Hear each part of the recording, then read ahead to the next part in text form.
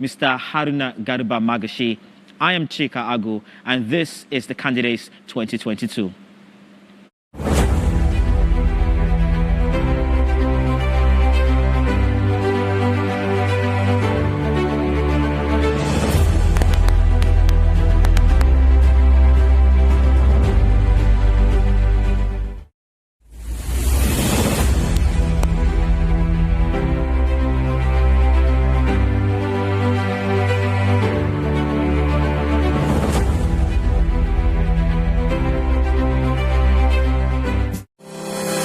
University of Ibadan, alma mater to great thespians, novelists, and politicians of the great nation of Nigeria. The University of Ibadan is located in Oyo State, southwest Nigeria.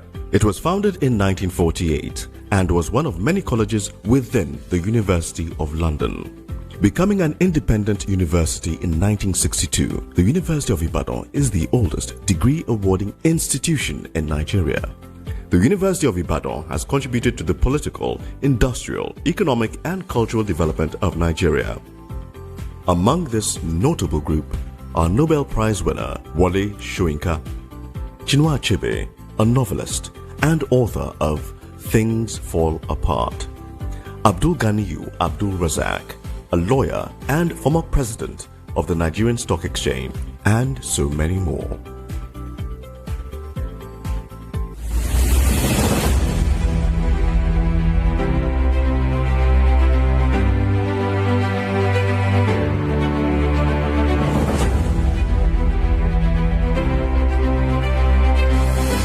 Bayelsa is an oil-producing state in the south-south region of Nigeria. It was created in 1996 by the then military administration.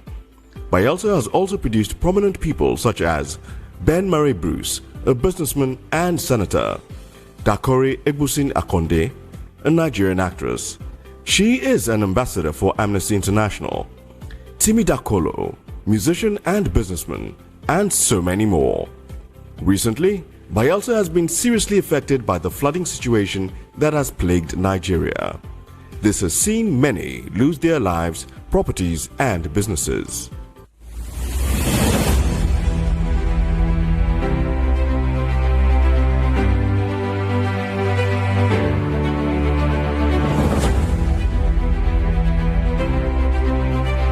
The University of Abuja, the prestigious University of Abuja, nestled in the Federal Capital Territory in the north-central part of Nigeria, was established in 1988 but officially started running in 1990. It was set up as a dual-mode university with the mandate to run conventional and distance learning programs. The university offers diploma, undergraduate and postgraduate degree programs. Popular persons who have graduated from this institution are Kanayo O. Kanayo, actor, filmmaker and lawyer; Iman Suleiman Ibrahim, former Deputy General of NAPTIP; Muhammadu Bako III, a first-class Emir of New Karshi in Nasarawa, and many more.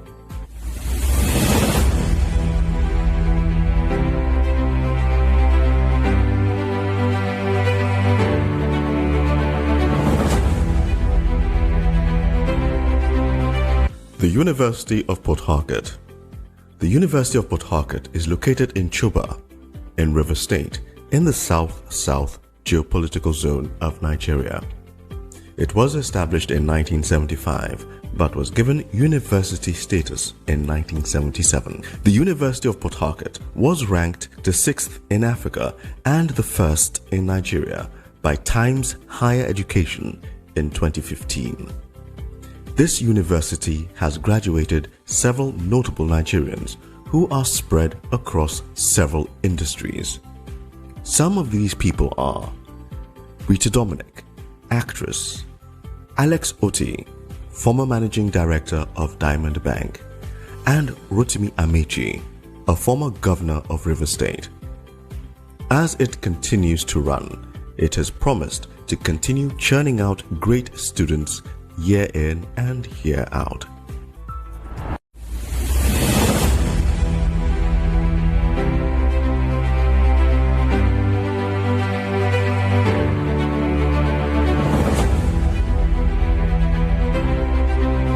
Coal City University Enugu. Named after the state's slogan, Coal City University is a not-for-profit private university nestled in Enugu State in the southeastern geopolitical zone of Nigeria. Established in 2016 with 10 faculties to its name, Coal City University currently has over 800 students. The university prides itself on offering an excellent learning experience for students, informed by up-to-date research and facilitated by a high-quality learning environment with multimedia classrooms, ultra-modern laboratories, and a modern library. Coal City University Enugu, though young, organizes an annual essay contest for secondary school students in an effort to increase awareness of current global issues among the young population.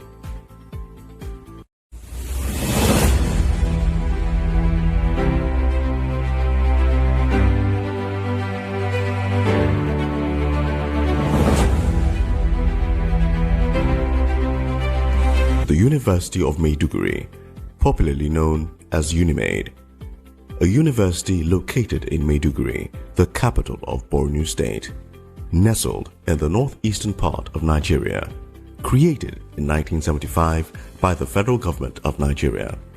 UNIMAID enrolls about 25,000 students across all programs.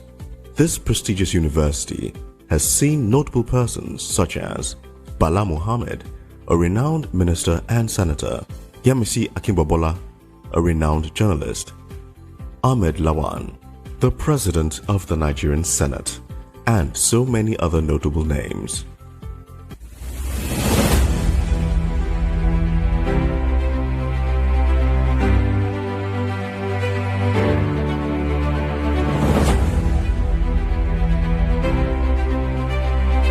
Bayero University.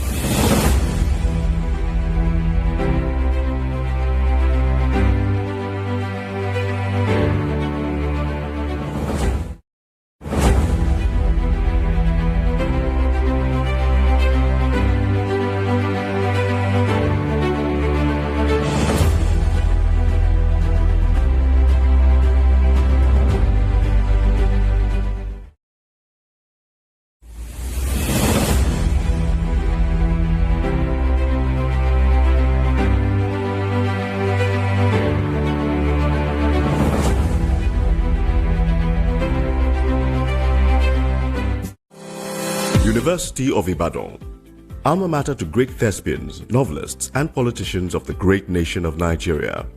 The University of Ibadan is located in Oyo State, southwest Nigeria. It was founded in 1948 and was one of many colleges within the University of London.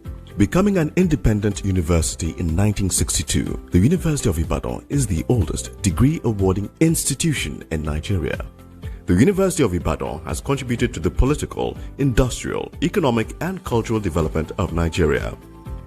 Among this notable group are Nobel Prize winner Wole Soyinka, Chinua Achebe, a novelist and author of Things Fall Apart, Abdul Ganiyu Abdul Razak, a lawyer and former president of the Nigerian Stock Exchange, and so many more.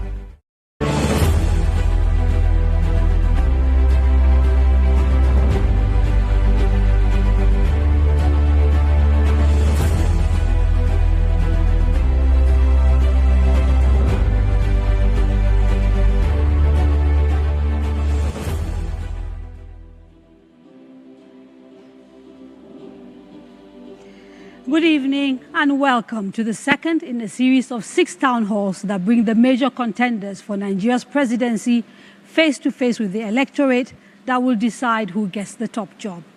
Tonight, we're in conversation with the candidates of the African Action Congress Party, the AAC.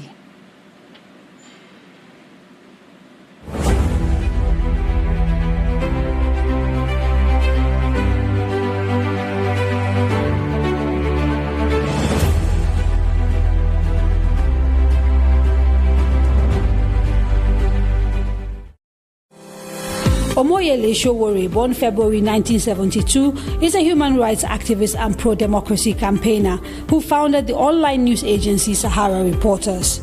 In August 2018, he founded the Africa Action Congress Party and ran as his presidential candidate, losing in the 2019 Nigeria general election.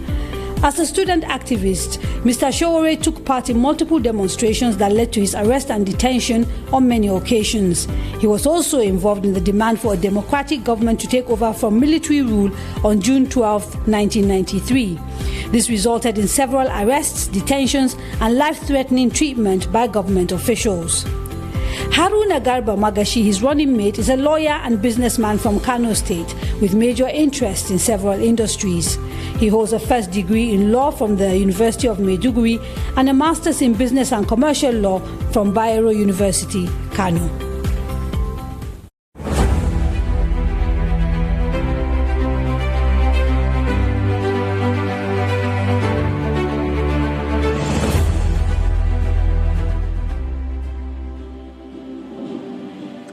Welcome, Mr. Sowore and Malam Magashi, and thank you for saying yes to our invitation to join this town hall. Thank you. We appreciate your time.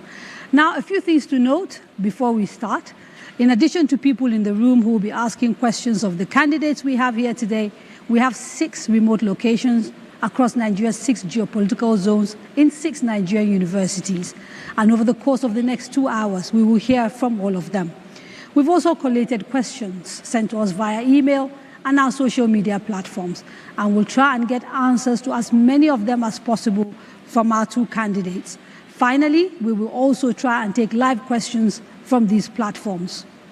It is also important that people asking questions state their names clearly and be on point, as we must be mindful of time and ensure that we get as many people as possible to be part of the conversation. Now, without wasting any more time, I'd like to dive straight in. This is your second attempt to, convince the Nigerian electorate that they should make you president. Has anything changed, particularly in the message that you are bringing to the electorate, given that 4 years has elapsed since you last contested? Yes, I want to say good evening to Nigerians and everyone watching all over the world. I was a candidate for the African Action Congress in the 2019 election. And in those days, there were several other younger candidates who contested with me on the opposite side of the context. And of course, a number of our ancestors also contested in that election. But I would say that I was the only candidate who never stopped campaigning, because shortly after the 2019 elections, I started a movement, Revolution Now, which was to deal with the election irregularities and bring to the attention of Nigerians the need to focus towards a total liberation for the people of the country, because elections had failed them.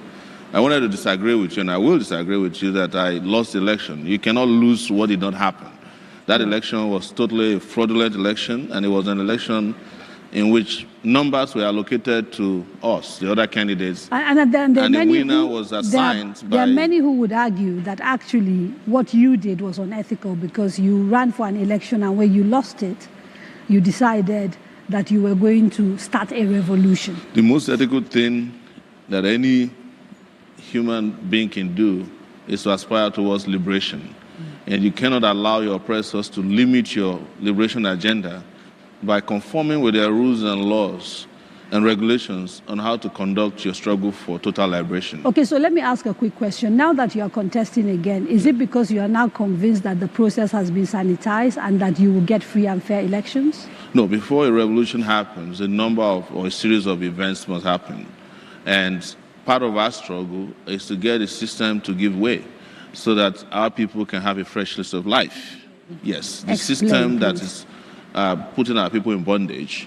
And in most cases, because we are peaceful and also very So your organized. revolution is not a violent revolution? It has never been designed as a violent revolution. It is the oppressors that determine the nature and character of revolutions anyways. So based on that experience of 4 years ago and where we are today, is your messaging changing? Is what you are offering to Nigerians different? How are you going to try and ensure that you have a different outcome this time around? The messages have not changed because the objective conditions of Nigerian people haven't changed. As a matter of fact, things got worse. That's what after I was about to say, 2019.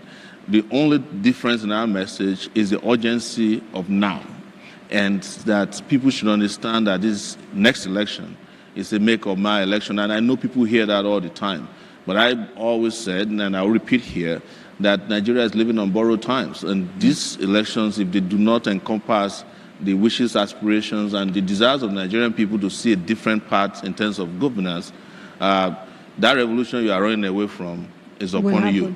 Okay, and now I will get an opportunity to dive into what it is specifically you're offering Nigerians. We'll look at your manifesto. Are you going to ask again after you knew that in 2019? But I wanted an opportunity for you to perhaps get to know your running mate, because you've changed your running mate from the last person. That I changed from a doctor to a lawyer. Right. Why? Because there will be a lot of prosecutions. So you're expecting him to help with the legal. Absolutely. Yeah. So, Madam Mageshi, lovely to meet you. Thank you. For the first time. But I'm just wondering, what is it about this particular party that made you decide you wanted to pitch your tent with the party and also Mr. Sowore?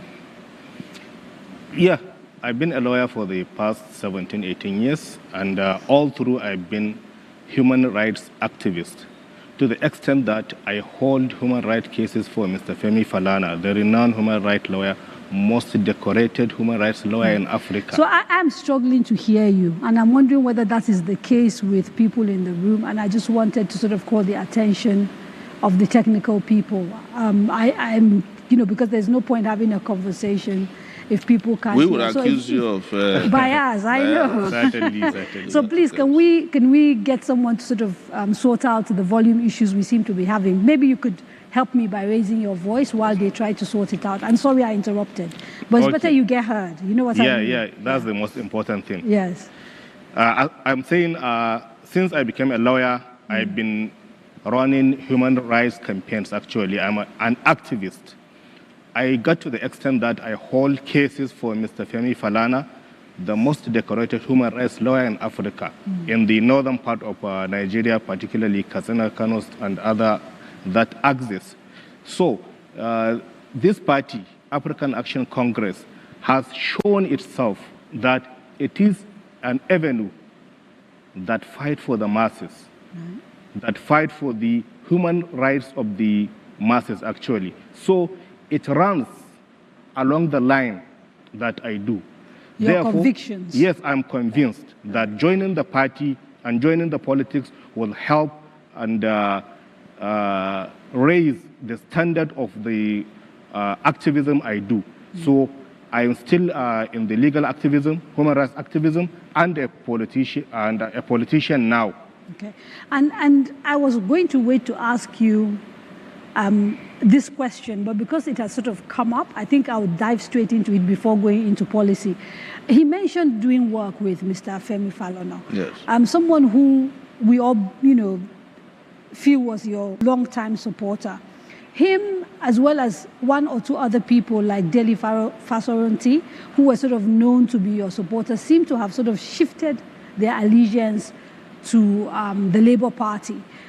Do you think this is going to have any bearing on your ability to win elections or the way you even run them, given that these are sort of big figures with big names?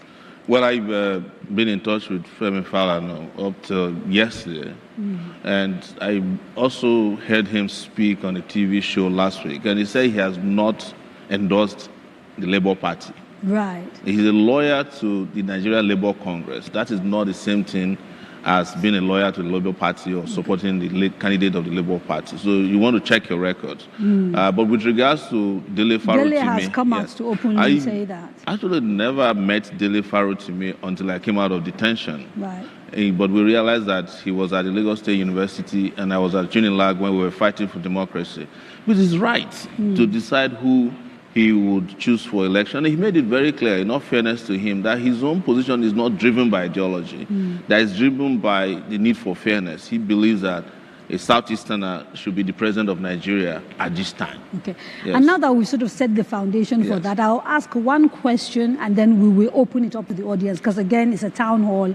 It's not a Q&A between yourself and I. My first question is to ask you, given the sort of economic issues Nigeria is facing at the moment, do you have any sort of underlining principle, philosophy, strategy that sort of forms the thrust of the policies you will pursue to solve our economic issues if we elect you as president? Yes. And our policy, first and foremost, ideologically, we are on the socialist side of things. We believe that the people of Nigeria should be the beneficiary of Nigeria's resources, not a few. And secondly, it is that we believe that an economic system that we have been running, especially since the 80s, which is driven by the Bretton Woods institutions, the World Bank and the IMF and their likes, is not the right way to go because that's what ruined our industries. These are the economic policies that put us where we are today. And we want to change course and direction with regards to that. The reason is that I have the exposure. I know that there is no IMF policy in the United States of America where IMF offices are based. There must be a reason why they don't want them to be operating within the country. Just as you are not likely to find a VOA station and cable in the US, but Africans are all over the place listening to VOA because these are propaganda outlets for them to advance their own foreign policy intentions. So we will change course completely. And the other part is, of course, change of personnel. In coming to government, you are not going to have a Central Bank of Nigeria that's a glorified bureau de change. And I think because we need to sort of dig deep into sort of the specifics of what you are doing, I will take a small break, allow others to join this conversation first, and then we can dive into the details if they don't come up in the course of answers. So we start with the people in the hall. Anyone who has a question, could you please introduce yourself and then ask your question? And we start, the man in yellow. Yes, please. All right. I greet my potential president and potential VP, Moses Adebayo. I know you to be a radical, Omoyele Sowore, or you're in my Okay, I'm right going to now. ask you to just hang on a minute. Could you do a favor for me? There's a bit of an echo, so drop the mic down. All right. And then speak, yes. So please. I welcome you to my world, Mr. Sowore. You need me now. And you have to convince me why I shouldn't or should vote for you. Babangida and his policies, sir, practically destroyed the middle class. I'm a very proud product of the middle class. Not very rich, but not too poor. But what will you do radically, since that's your very nature, to bring about that bridge again? Because in our world today, Nigeria is just a case of extremes. The minimum wages, let me use that euphemism now, for those downtrodden, and the maximum wages. How do we bring about a middle class that will always be the lifeline of any thriving economy? You think of South Korea, you think of Singapore. Their middle class is the lifeblood of the economy. So what will you do to ensure that the middle class is back and Nigerian economy is restored? Thank you. Thank you. So the middle class, will take maybe 2 more before we come back to the candidates because it's just more efficient. Anybody else? Not yet? Okay. Maybe we dive into that question. Yes. You know, the middle class already left because one of the things they did to Nigeria was to ruin the middle class. So we now have only 2 classes left. Those who are left behind, who have nowhere to go, can't figure out where to go, and those who own the country. And where do you belong? I belong. Because if I look at sort of objectively, you don't fit into either, right? I don't fit into any because, of course, we are special classes of people. Who is, you know, we're everywhere except at the top, because we're always with the masses. But the most important thing here is that Nigeria's main problem is that all of us deal with a pie. And the pie also has for 2 classes, you know, and the higher class, we do socialism for them. You know, we give them waivers, they earn maximum wage, they get special interest rates, they get even special exchange rates in this country. And for the lowest class, there's nothing for them. We pay them minimum wage. And you see in Nigeria, even when you talk their own economics, they calculate fiscal policy through the macroeconomic system they put in place. They talk about monetary policy, which is exchange rate, central bank. And then there's one policy in macroeconomics they never talk about, and that is the purchasing power parity, which is what exactly determines the well-being of the populace. And that is where the middle class actually stays. So in specific terms, how would you improve on that? What would you do? So what we do to improve upon that is first and foremost to restore things that will make the country start working, the energy sector, the manufacturing sector, get the security situation under control through several means, the physical intervention, then the economic intervention, you need social to tell security. us in specific. We are now here for you to break it down. I'm giving you specifics now. Okay. The specific you probably never hear from the other candidates you'll be speaking with after today. It is for us to get back to work. I want to put electricity to start working in this country. And if we have 24/7 electricity, you will grow the GDP by, I think economists will be worried as to how to calculate that. If you do that, you will, of course, improve security as well. And you can bring manufacturing back, like my friend was saying about the structural adjustment program that just prepared Nigeria to be a dumping ground for I'm not interrupting for the sake of interrupting. Yes. I want us to take these things as you talk about them one by one. Let's start with electricity. Yes. Government tried to run our electricity, decided that it didn't work, unbundled it, kept transmission, and privatized distribution and generation. People argue corruption within the system, the way the privatization was done. There's a whole lot of reasons why people think that didn't work. Yes. What will you do differently that would give Nigeria power? You see, if government hadn't privatized electricity, it would be difficult to make the argument that we need to renationalize our electrical grids. They are so important you can't give it to people who are buccaneers.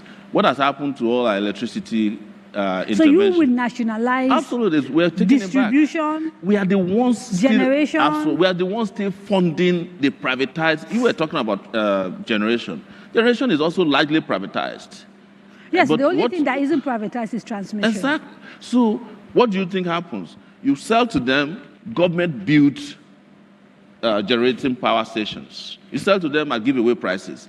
You still have to give them waivers to import whatever they want to import. You still have to give them bank guarantees, government guarantees. You still have to get the CBN to give them grants to do what and yet you are in darkness. The government previous to this one spent $60 billion, trying to fix the electrical system. Okay, they so can't. If you take it back and renationalize it, how do you solve the problems that made privatization look attractive at the time that government decided they were going to privatize Because power? government was just doing trial and error. That's why they were in charge of it at the point, and later they privatized it. They sold it to their friends. Are you dismissing the lack of efficiencies, the tendency to corruption? That's what I'm talking about. One of the things I said when we started this is we're changing personnel. I'm going to be president of the Federal Republic of Nigeria, not the people who don't know what they are doing. And I'm going to be the chief hiring officers for the best human resources you can find on it, who are Nigerians, who will come back and make it happen here for us. Okay. So we have the people already who can make this country work. We keep making it sound like we don't have Nigerians who can make things work. But when you sell electricity generating plants to Nigerian big men with their big political connections, then they go and import Indians. What I'm hearing is Philippines. And you say, what is there? What is there that we cannot do? Why did we have a country that's 60? Okay. 62 what I'm hearing years is old a program of mass sackings. If you ever nobody is sacking anybody. It was privatization that led to the unemployment you are talking about now. Okay. And all the companies owned by the Nigerian government working and not privatized, a lot of people will be employed today. Government would have employed more people in those factories. Okay. But the people who you are subsidizing, who you are giving grants, who you are giving waivers, how is it that they have not been able to provide more people getting employed? Or instead, they go and bring outsiders to come and run businesses that can be run in Nigeria. Somebody will go to the Niger Delta, bring a Filipino to come and be doing underwater welding. When there are people in the Niger Delta who sleep inside water. Before we go to break, Before we go for a break, I just wanted to share a little fact with you, and then we'll go on a break and we'll continue when we come back. In the history of Nigeria, electricity generation peaked for the first time to over 5,000 megawatts September this year. Did you know that? It was rainy season. Why not? No, but it had never happened before. No, it happened. So when you dismiss... Let's make I'm it saying clear. even when... Let's make it clear. It was not privatization that made it peak. Okay. It was that the rainy season was very But we've long. had rainy seasons for the last 60 years. Let the rainy season be over and tell me you have capacity to generate 7,000 megawatts of electricity. You are transmitting 5,000 and you want me to celebrate that. What happened to the last 2,000? No, I'm not asking you to celebrate. I'm just telling you it's the highest it has ever been. Fact. Rainy season comes, electricity goes up. Our electricity is based on hydropower generation, largely, because we haven't been able to get gas to fire all the gas-fired Okay, I'm going to have to ask you to allow us to take a quick break. When we come back, we carry on delving a little bit further into what you intend to do with the economy and perhaps get to hear a little bit more from Malam Magashi. Don't go away. You are watching The Candidates.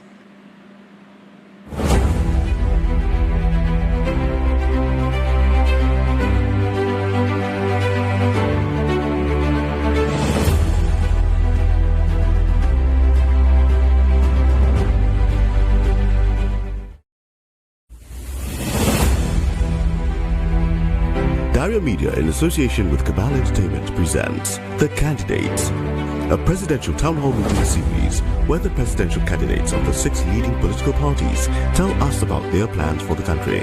Join Daria Ahmed as she leads us into the world of these candidates from the 17th to the 23rd of November 2022.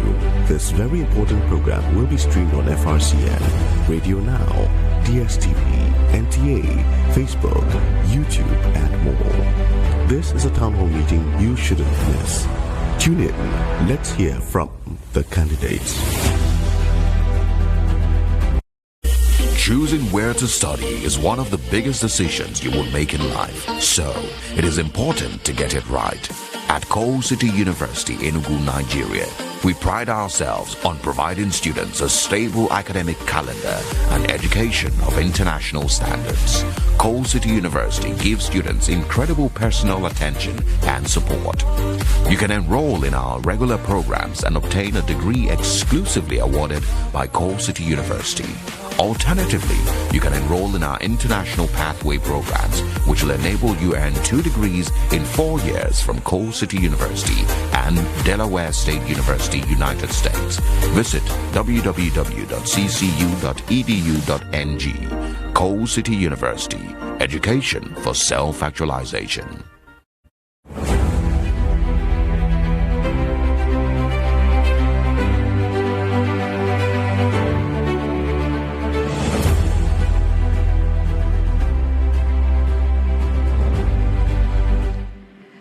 Welcome back. You are watching The Candidates, a Daria Media Town Hall series brought to you with the support of the MacArthur Foundation and in partnership with the Nigeria Television Authority, Cabal Entertainment, YouTube, News Central, Citizen Zukoko, the Network Service of Radio Nigeria, and Emmanuel Chapel.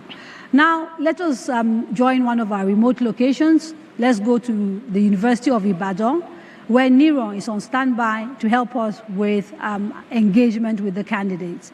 Hello, Niron. Hello, Kadurea. How are you doing? I can see that it's really getting interesting in the studio there. Okay, let's we go can't straight. hear Niron, so we can see him. Hello, can you hear me? Okay, we can't hear him here in the hall, so the candidates need to be able to hear him. Okay. Can you hear me now? Can you hear that, Mr. Sowore? No, very. No, he can't hear, so... Okay. All right. While they're sorting that problem out so that we don't waste time, are there questions in the studio in here? No? Okay. Oh, there's a question. Okay. Please tell us your name and ask your question. Yes. My name is Fomino Ajifi. I'm a broadcast journalist. My question to you is, give us 3 points, because even with the power question, for example, you haven't told us how. You've gone back and tell us the problem of even when it was in the public sector, when I was growing up, there was UPNEPA. So even in the public time and when it was not privatized, we still had power issues. So tell me 3 points now, how you're going to solve the insecurity issue in Nigeria currently. Specifics they're looking for. Yeah. first we must understand what is driving insecurity in Nigeria. It's because people have not had opportunity over these years. We haven't invested in our people. And we now have people who are completely cut out of the benefits of existence and citizenship in this country. And so to solve the security problem, first and foremost, people must think beyond just the idea of shooting at people who are terrorists or bandits. Understand that Nigeria's security problem have various dimensions to it. If you look at the map of Nigeria, look at the northeast, the reason is terrorism. The northwest has banditry. You go down, there's militancy. You go to the east, there's insurgency. And then there's general crime. But the biggest insecurity facing Nigeria are government officials who are fueling poverty and engaging in corruption, because that's how we got here in the first place. But for me to solve it first and foremost, and I'm sorry to say this on national TV, if it requires bringing in mercenaries into Nigeria just to end the kind of biting insecurity we have now so that people can even have a chance to sleep and rest at night, I'll do it. That's number one. Okay, the second is to start rebuilding our military and security agencies. I'm sitting with 3 days ago, I was sitting with all the major security agencies in this country at the police headquarters in Abuja. And I tell you, one of the most pathetic things I heard from the table, but I'm not going to mention the name of the officer, they were whining over the fact that the U.S. was declaring that there's going to be attacks in Abuja, and it has to do with U.S. politics. And I'm looking at the man and say, why didn't you take action? You are the one who is supposed to tell the U.S. to be ready for evacuation because there's insecurity. But the U.S. is telling you, you kept quiet, and you are here complaining that the U.S. has reasons, extraordinary reasons why they told you that. Because you all have failed. So personnel must also change, and we must ensure that... So you don't have confidence, is what you're saying, with the current people running Nigerian security. And I want to say this, the Nigerian security armed forces do not have a commander-in-chief. That's number one position within our command structure for the security agencies. So she asked for 3 things. We don't have anyone in mercenaries, you said. Yeah. Rekitting and retooling the army. Including remuneration, retraining, collection of intelligence, processing of intelligence. But finally, and I must make this clear, without putting a social security system in place, without wiping out or at least reducing inequality, without investing in education, you can't do anything about insecurity. China has more guns than Nigerians. What eventually solved the insecurity problem in China is social investment in their people. They have empty apartments have all you over calculated the cost of your specific actions, the cost of mercenaries, the cost of retooling, rekitting? I have done that. And how you would pay for it? What numbers I have done are you that, looking and at? I've come to the conclusion that it actually costs less to do what I need to do than what is costing us now for doing nothing. For doing nothing. Or doing the wrong things. Where will you find the money? Wherever they are finding the money to do the nonsense they are doing now, stealing. You understand? Okay. Before I go to the quick remote location, Madam Magashi, you are from the north, and of course we now have the northwest has become a basket case, just like the northeast, because of the kidnappings. We've seen the pastoralist clashes, etc., etc. As someone who's sort of living that life, surrounded by people who are facing insecurity, is there anything more that you would encourage your party to do, or you within your party you are discussing, in addition to what Mr. Sowore has said he will do? Yes, there is. Okay. I have said this before. These insurgents, kidnappers, bandits, where have they come from? From the very society, from our community. They did not cross the border and settle in Nigeria and started shooting people anyhow and stealing people. So it is very important for a government to understand the nature of the society. What is the cause of this insurgency? What is the cause of this banditry? In recent days, we have seen 2 incidences. Let me mention them. One of the bandits, kingpins, was turbaned as a traditional ruler in Zamfara State. He came to the palace, he was turbaned, he offered interview to some specific journalists. Another incident is that recently the infamous Bello Turji which is the most common name of bandits, he came to the town and attended a wedding party of a relative of his. After he left, there was an attack and he lost some relatives actually. So if these bandits, these terrorists have roots in our society, they communicate with our people, they interact with our people, I believe the government needs to come to the community, get to the root of these people and understand why are they into this and propose solutions to that. Okay, let's quickly run to because I'm really keen that we get all 6 places to talk to the candidates that we have here. I don't want it to become an interview. Ibadan, we're coming to you. Nero, good evening. Can you hear us now? Yeah, Neron's mic, which is so, Ibadan was so crystal clear yesterday. What's happening to Ibadan? We can't hear him in here. Okay, let's go straight to Bayero University, Kano. Can Kano hear us?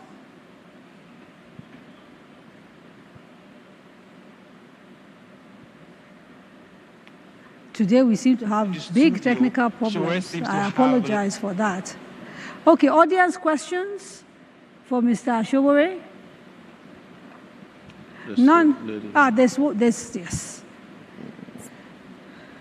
Good evening, Mr. Sowore and Dr. Magashi. Thank you. My name's Umar for Christiana Ifeanyi from the disabilities communities here in Lagos.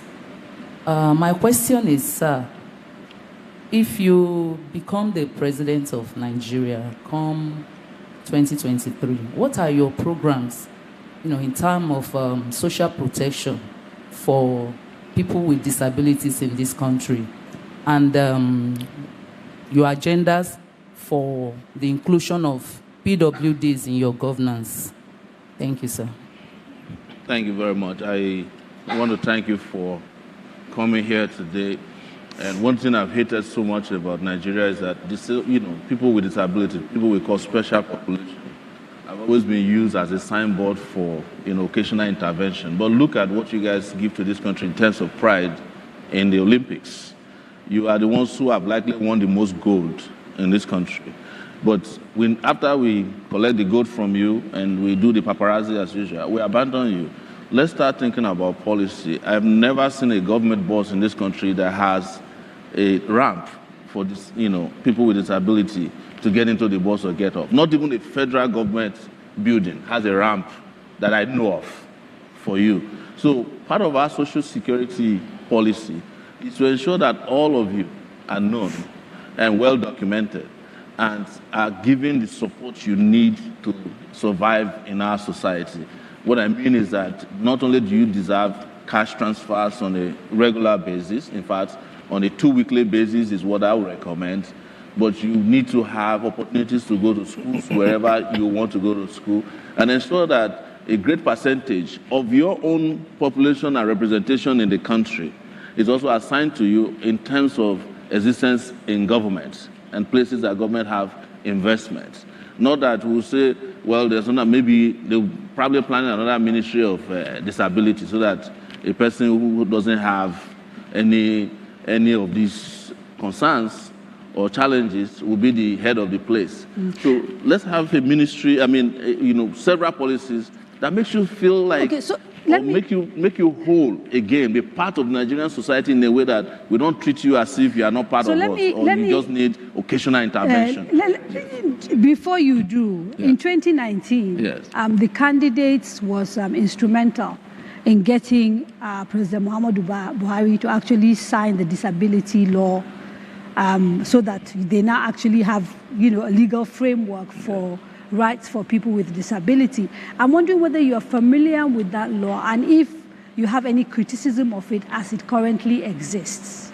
No, I've not read the law. Okay. And I treat everything done by President Buhari with the same attention, lack of attention, because I know he may not have even read the law he signed himself. Right. We see him doing that all the time. I'm talking about what I would do, not what they have been doing. Yeah, but if you what already they were have an doing- existing No, law, surely if what they were you have doing a as of- responsibility to if- familiarize yourself If with there's it. a law in place Yes. that promotes inclusion of PWD, so special population like she's talking about, she won't be here complaining, right? If the laws were working in your own interest. Yes. So it's apparent that that law is inadequate and insufficient. Okay. And I'm not going to be basing my own future policy Okay. on laws made by Buhari. Malam Magashi wanted to say a few things. See, I had a glimpse of that law, and it is a bit inadequate. It needs to be improved. It is a good thing that it is in place, but Right. it is inadequate.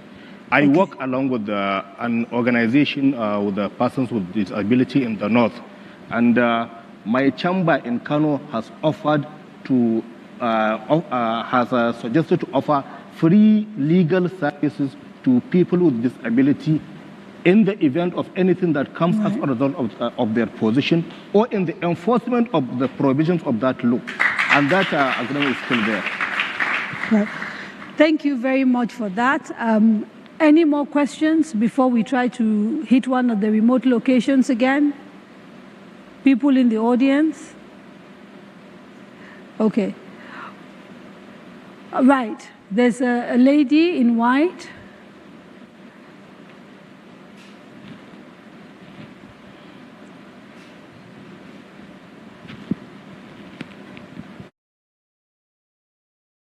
Mr. Sowore. My name is Rabi Ismail. You need to take off your mask, perhaps, because you're muffled. We can't hear you.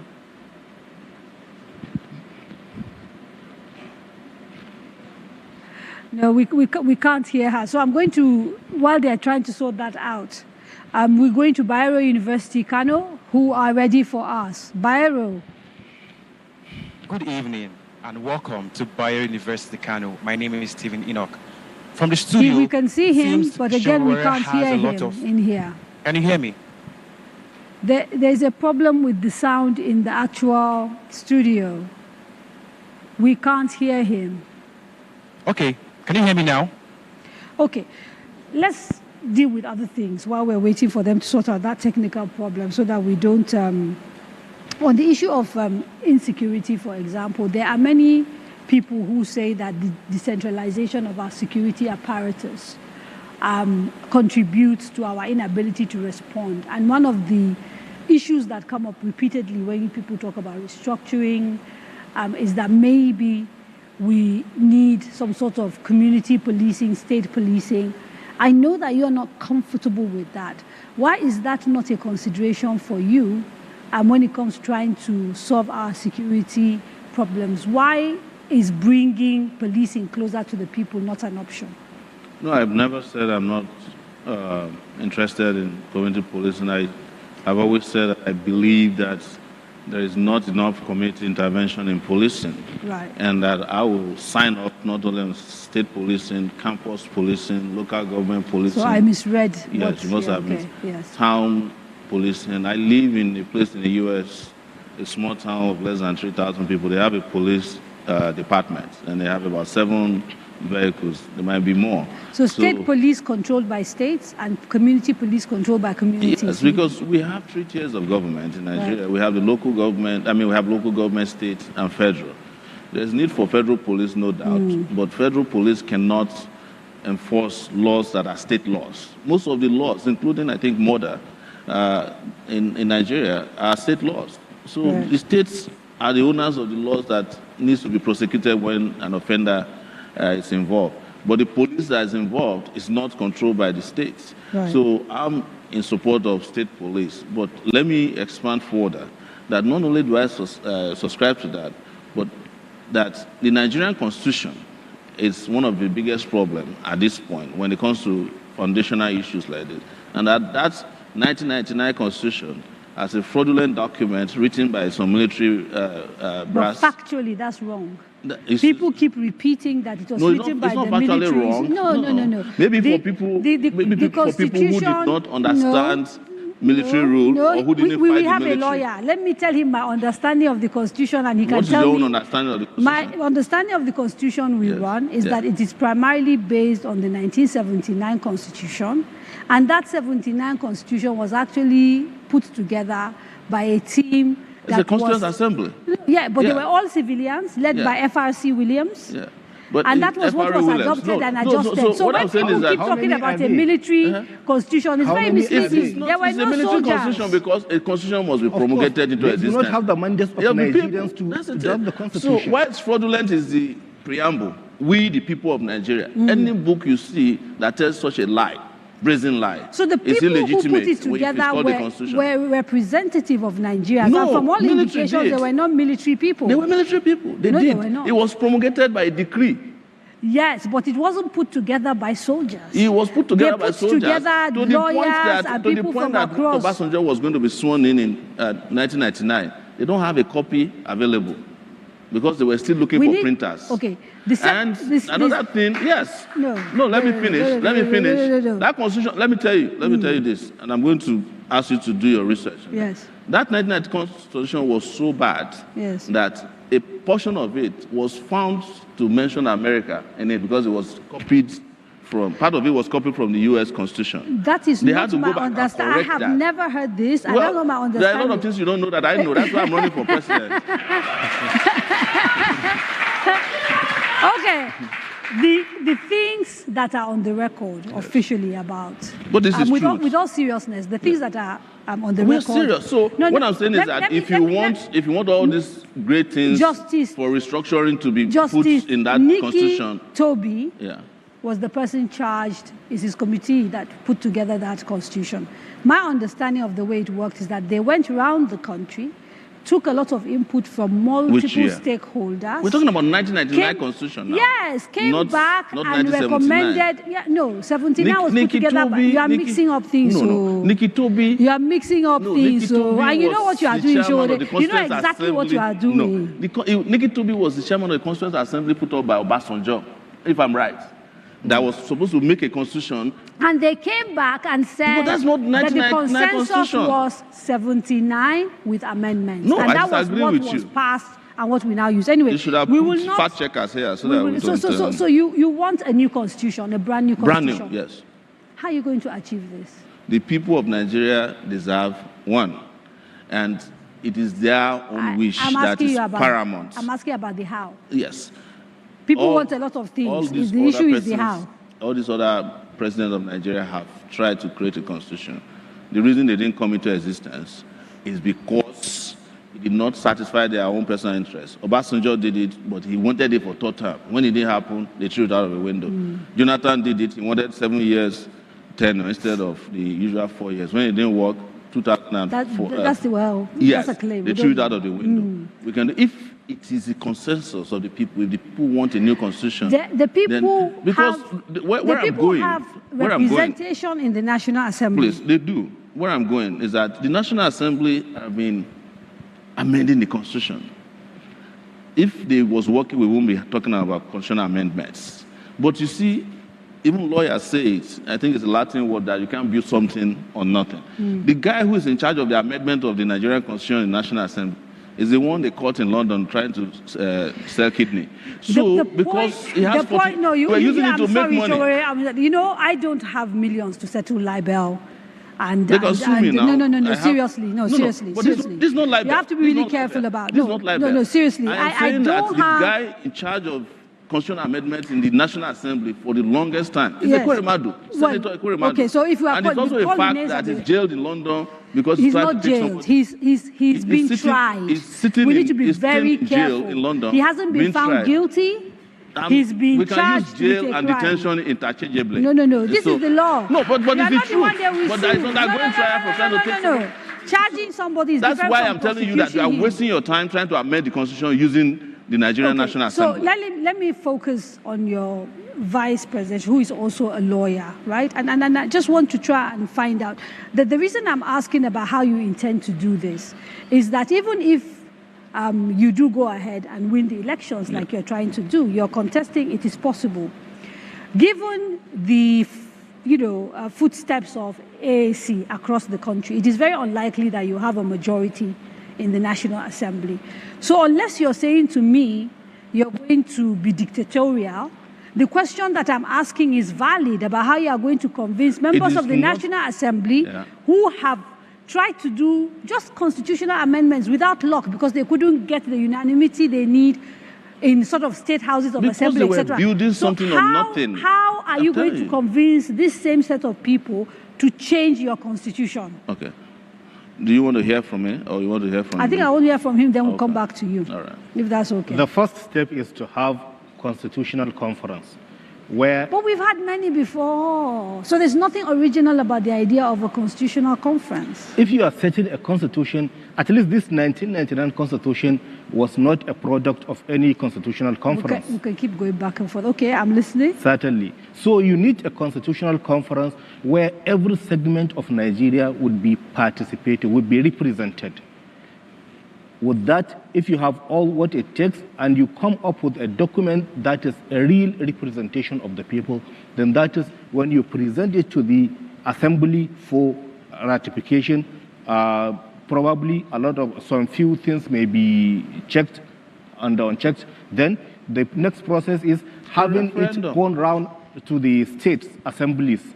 If you have all that, then the constitution would be adopted as a people's constitution. I'm sure you can see I'm smiling. And the reason I'm smiling is that there are people listening to you and will say, clearly you've never been in government and you don't understand the difficulty of consensus. Because we've seen people try to do this again and again. They throw things around because they've never, and I understand this about Nigerians. Right. You've never seen or had a set of leaders or any leader that make things work for you.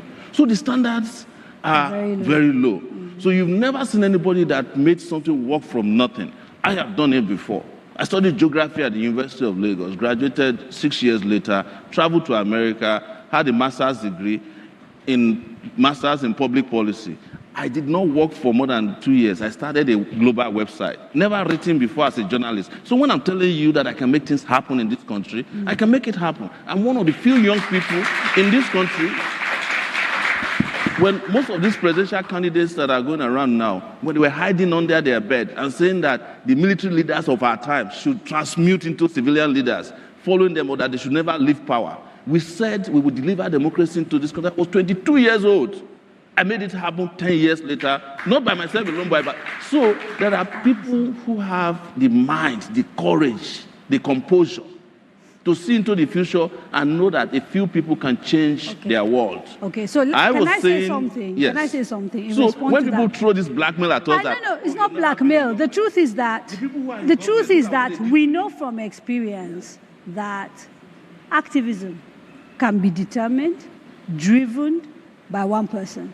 But democracy, governance, requires a collective effort. And this is really where I think many people say you fall short, because you seem to think you can do things by many people were saying I fall short. In 2019, I was here in front of you in 2019. You guys were laughing at me. The person you elected in 2019 that you were happy about, look at where he put you now. No, it's true. Are you imagining? Okay. Yes. I have to admit, checkmate. Let me go to remote location before Sowore kills me here. Kano is ready. Bayero University. Say a few things, please, so we know we can hear you. I can see them, but again, I don't know what is going on with the audio today. It's been problematic. Can you hear me? We are live now. We can hear you now. Great. Okay. All right. Good evening and welcome to Bayero University, Kano. My name is Stephen Enoch. Well, from the conversation, it seems Sowore has a lot of plans for Nigerians, and students here are curious to ask so many questions. We have Amatola Idris and Hadiza Abubakar. So we'll just take Amatola first, and then we'll go to Hadiza. Amatu. Good evening. My name is Amatola Idris from Bayero University, Faculty of Law. I have two questions, and my first question goes thus. Some candidates have planned to commercialize the educational sector, especially the tertiary institutions, what are your specific plans to ensure that education is accessible by all Nigerians, irrespective of social class or strata? And my second question is concerning the female students of tertiary institutions regarding to inclusivity and affirmative action for women. What tools will you employ to ensure that women are actively involved in various sectors of the Nigerian economy? Thank you. We have another question from Hadiza Abubakar. Thank you. My name is Hadiza Yahya Abubakar from Mass Communication Department, Bayelsa University, Kano. So my own is, when Nigeria closed its borders in August 2019, people were optimistic. We were all hopeful that it might work. However, till date, even though proponents believe it's helped in curbing arms influx. Okay, wait. The previous administration, the outgoing administration, they say the aim of that was to protect farmers, reduce arms influx, or to curb arms influx, and at the same time boost our local production. But till date, we're still in hunger. In fact, the hunger is even increased, unlike before. There is more, the level of poverty is very, very high. And at the same time, there were reports that the farmers in the border communities, they became the victims of the border closure, which was supposed to protect them. They said security agencies there used to extort them. They extort them, saying their farm produce are no longer permitted. So they extort millions of naira from them. So what I want to know, dear candidates, what we want to know, dear candidates, is if you were elected, what would you do differently in this situation? How will you eradicate hunger? How will you do more good than harm if you were elected? Thank you. Those are the questions. Thank you very much. Thank you very much, Bayero University. These are extensive questions that I'm sure require detailed answers. And I have just a few minutes before the break. So I think what we will do is we will take the quick break. And then when we come back, dive straight into answering those questions. You are watching the candidates. And we are in conversation with the candidates of the AAC. Don't go away. Stay with us.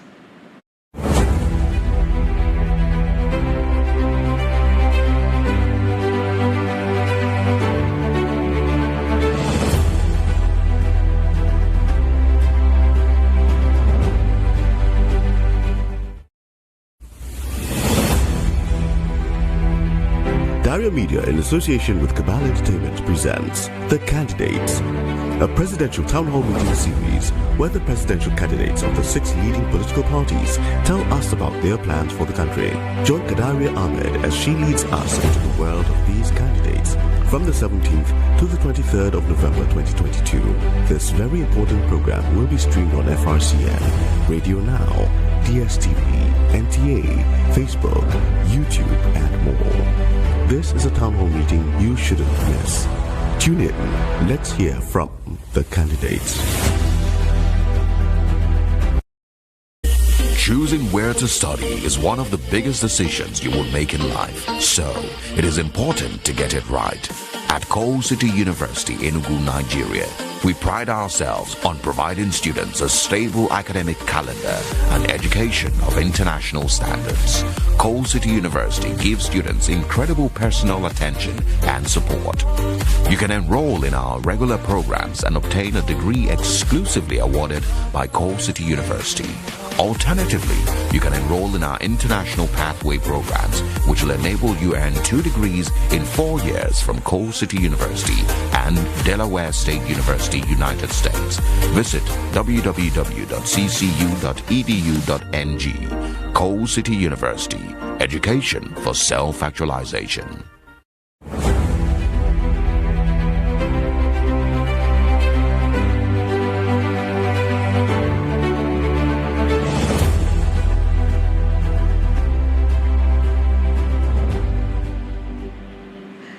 Welcome back. You are watching The Candidates, brought to you with the support of the MacArthur Foundation, airing on Nigerian Television Authority and other partner channels like News Central, Zikoko, YouTube, Radio Nigeria, and Radio Now. Now, before the break, we had a few questions from Bayero University. And before I hand to you, we also have one online question. So I just want to tag it along so that you answer everything all at the same time. This one comes from Daltum Bade. And he says, climate change is one of the major issues Nigeria is facing. Recently, we've seen how flooding has ravished communities. And this is as a direct result, some of it, of climate change. How will you address this? So if we start with Bayero and then end with that. All right. With regard to Bayero, I wanted to address the issue of border closure. I was in detention during the border closure hoopla, and I must tell you that the closure of the Nigerian border is the most hilarious thing I've ever seen. You cannot close what you don't have. Nigeria doesn't have border. I don't know why anybody will make such a policy. It's just like building a house, you put a massive gate in front of it, but the gate don't have walls. I know this because I used to pass through the border. Is it that they have borders or the borders are just porous? They are porous. They are porous. Even where there are official locations in the border, they are porous, of course, because of corruption. But most of Nigeria, boundaries are just outrightly porous. And I'm not going to say that I will build walls. No. But because part of the problem we have in Nigeria is that as long as our neighbors are poor, no matter how tall our walls are, we cannot drive them out. We should care about our West African brothers because I'm a Pan-Africanist. I'm not going to be closing border. But the reason the border was closed, as I laid out for that, it was the most bigoted thing and also most discriminatory thing against certain businessmen. Because why they closed the border, by the way? I was getting intelligence within the DSS that some businessmen were offered opportunity to still be moving their goods and services across the border. But the poor people were being criminalized for going to buy rice. As she said, after all said and done, which policy did he protect? If you say you want to be growing rice, the price of rice go down. You understand? Well, the importation of rice will not go down. So why did you close the border in the first place? Waste of time. Then somebody also asked about education. Education, yes. And education for me is a big deal because I wouldn't be sitting in front of you today were it not for a small, regional educational policy known as free education, propagated by the UPN and the Unity Party of Chief Obafemi Awolowo. When they brought the school to our village in 1980, it offered me the opportunity to start my education in a way that wouldn't have been possible because they used to take only 6 people out of our village to go to secondary school. The day that school was brought to our village, we built it ourselves, and over 150 kids came out of the bush to go to school that day. That's how some of us had education. So you will provide free education? Free education. I will fund it. My own is access and quality for education because the education we don't invest in today is part of why we are dealing with insecurity and crime at the level. I'm not saying that will you rethink the current education system? Of course. Or you are just going to take what we have and everything make it free? Has to change. The curriculum has to change. I studied geography and planning. Before I knew about the river in my village, I was already known about the 5 lakes in the U.S. Our curriculum is useless. It doesn't focus on getting people educated. It focuses on getting you literate so that you can work for somebody. Right. Yes, I want to put education in education and not just literacy. We need to be literate and educated a lot. And part of the reason why some of the questions we're asking that somebody says is not being up is our level of education. Otherwise, you can know that people who are determined, people who are desirous of freedom and change can change their country. Every country in the world has changed. Started with some few people who said, we are going to make it happen. You know that in 1787, you will know it from history, that the U.S. has some great men, they call them, some of them slave owners, jurists, that wrote the U.S. Constitution. All of us know their names. You don't know the name of the people that wrote the Constitution in 1999 because they're even ashamed to come outside and say they're the one who wrote this nonsense. We talked about the military guys. So what I'm saying is that it. great people, great ideas, idealists, ideologues make great country. And we are short of that. We are short of that. The last Mr. one, Sowore, the last question you asked, yes. no. So we need to get through the question because we still have representation. Yes. Yes. We have been treating women in this country as signage, political parties in particular.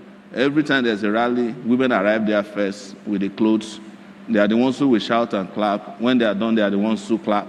But the truth is that women in current election roll, that is the registration of voters, they are 51%. Yes. So practically, women can elect a woman as a president. Women should stop begging for percentages from people with whom, if you are 50% of voters, why are you accepting 35% of allocation for women? Go for 50% too. Our party, but I now want to hear what you will do, not women should do. What will you do if you become president? Yeah. For me, there's no reason for women to give women allocation of 35%. Let's give them the percentage of their population of the country, or let them take it. Because now they have more capacity to even elect leaders than anybody else. So, but you have to understand though there are cultural. Let me finish now. As we are talking about culture, as if we are not all here in the culture. No, that's the point I'm making. Is that there are things that make it difficult for women to take it, like you say. And in countries where these things have been taken seriously, representation has actually helped. So if you look at a place like Rwanda, making a conscious decision to put policy in place, to put laws in place, has increased. Yes. So when you say they should just take it, I'm saying that sometimes that's not a practical way to deal with these issues. It is practical that if elections are legitimate, that is, if they are free, fair, and credible, that women in this country can elect a woman president. They are 51% of the population. They just need a few men. Their husbands, boyfriends, they vote for a guy, he wins the election. So if you have that kind of power, why would you be begging for? Well, we are at a stage where, because of education, cultural situations, the laws, everything. Any culture so that puts what people will in bondage, you do if you become president for Nigerian women? That I will not in any way. So let's start from governance. Yes. So your cabinet, what percentage? Your cabinet is going to be 51% representation. Okay. The number of women voters. That's your commitment. Compared to men. That's how we are going to do it. That's the statistics and calculation we are going to use. Okay. Do we have enough, before we go, do we have enough women in our party represented? I would say no, and I should apologize for that. But that's not the reason for us not to have a clear-cut policy that is just and fair towards women. Climate and not be change. using culture as an excuse. I'm rushing you because our culture also don't allow men to steal. Why is it that they don't have a problem too? Okay, climate change. There was a question there, and in light of this recent flooding, a lot of people in this country, for instance, do not understand that one of our biggest crises right now, the herdsmen-farmers clash, started with the climate change issue in the Lake Chad region. The Lake Chad has now dried up to 10% of its size. So the herdsmen that used to have a great time around the Lake Chad area, disturbing nobody, they had to move southward. Reason, they are selling beef. Beef is a $4 billion industry in Nigeria, particularly in the southwest where we are today. Yoruba people, my people, there's nothing they don't eat when you bring a cow out and slaughter it. The nose, the ass, the legs, everywhere. But the truth is that because we have not applied the policies necessary to regrow, say, the Lake Chad, we are suffering from that mistake because nobody understood it. So how will you deal with it? There's a policy we have put in place, to re-energize the Lake Chad region. And part of it will surprise you. It's very expensive. It's to direct some of the waters from Lagdo Lake that is flooding Nigeria and where will now. you find the money? Why are you always asking about where would we find the money? Because you have to be able to fund things. When we are funding thieves in this country, billions of dollars, they are stealing it. You are asking me where will I find the money when Nigeria has got money. The problem with Nigeria is not that we don't have money. It is that it's being shared by a few. If the little money we have is being used appropriately, your accountant general will not walk away with 150 billion. And that is not like that. I agree. I'm not disagreeing with that, Sowore, but if you do become president, I will become president. You will inherit almost from day one some of the issues left behind by these people that you're trying to replace, including empty coffers, at least in the first few days.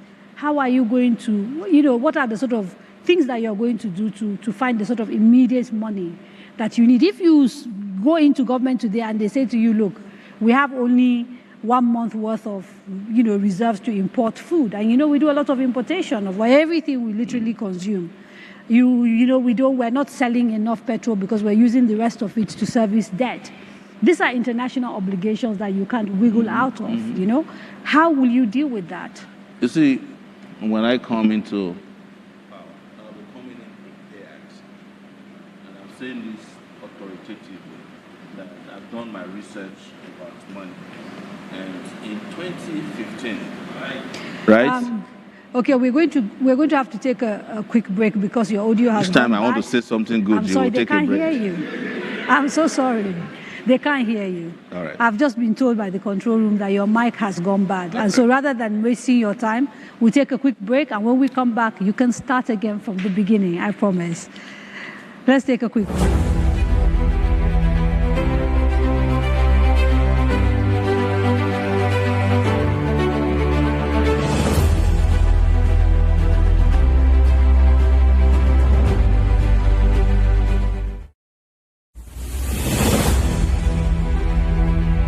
Daria Media, in association with Cabal Entertainment, presents The Candidates, a presidential town hall meeting series where the presidential candidates of the 6 leading political parties tell us about their plans for the country.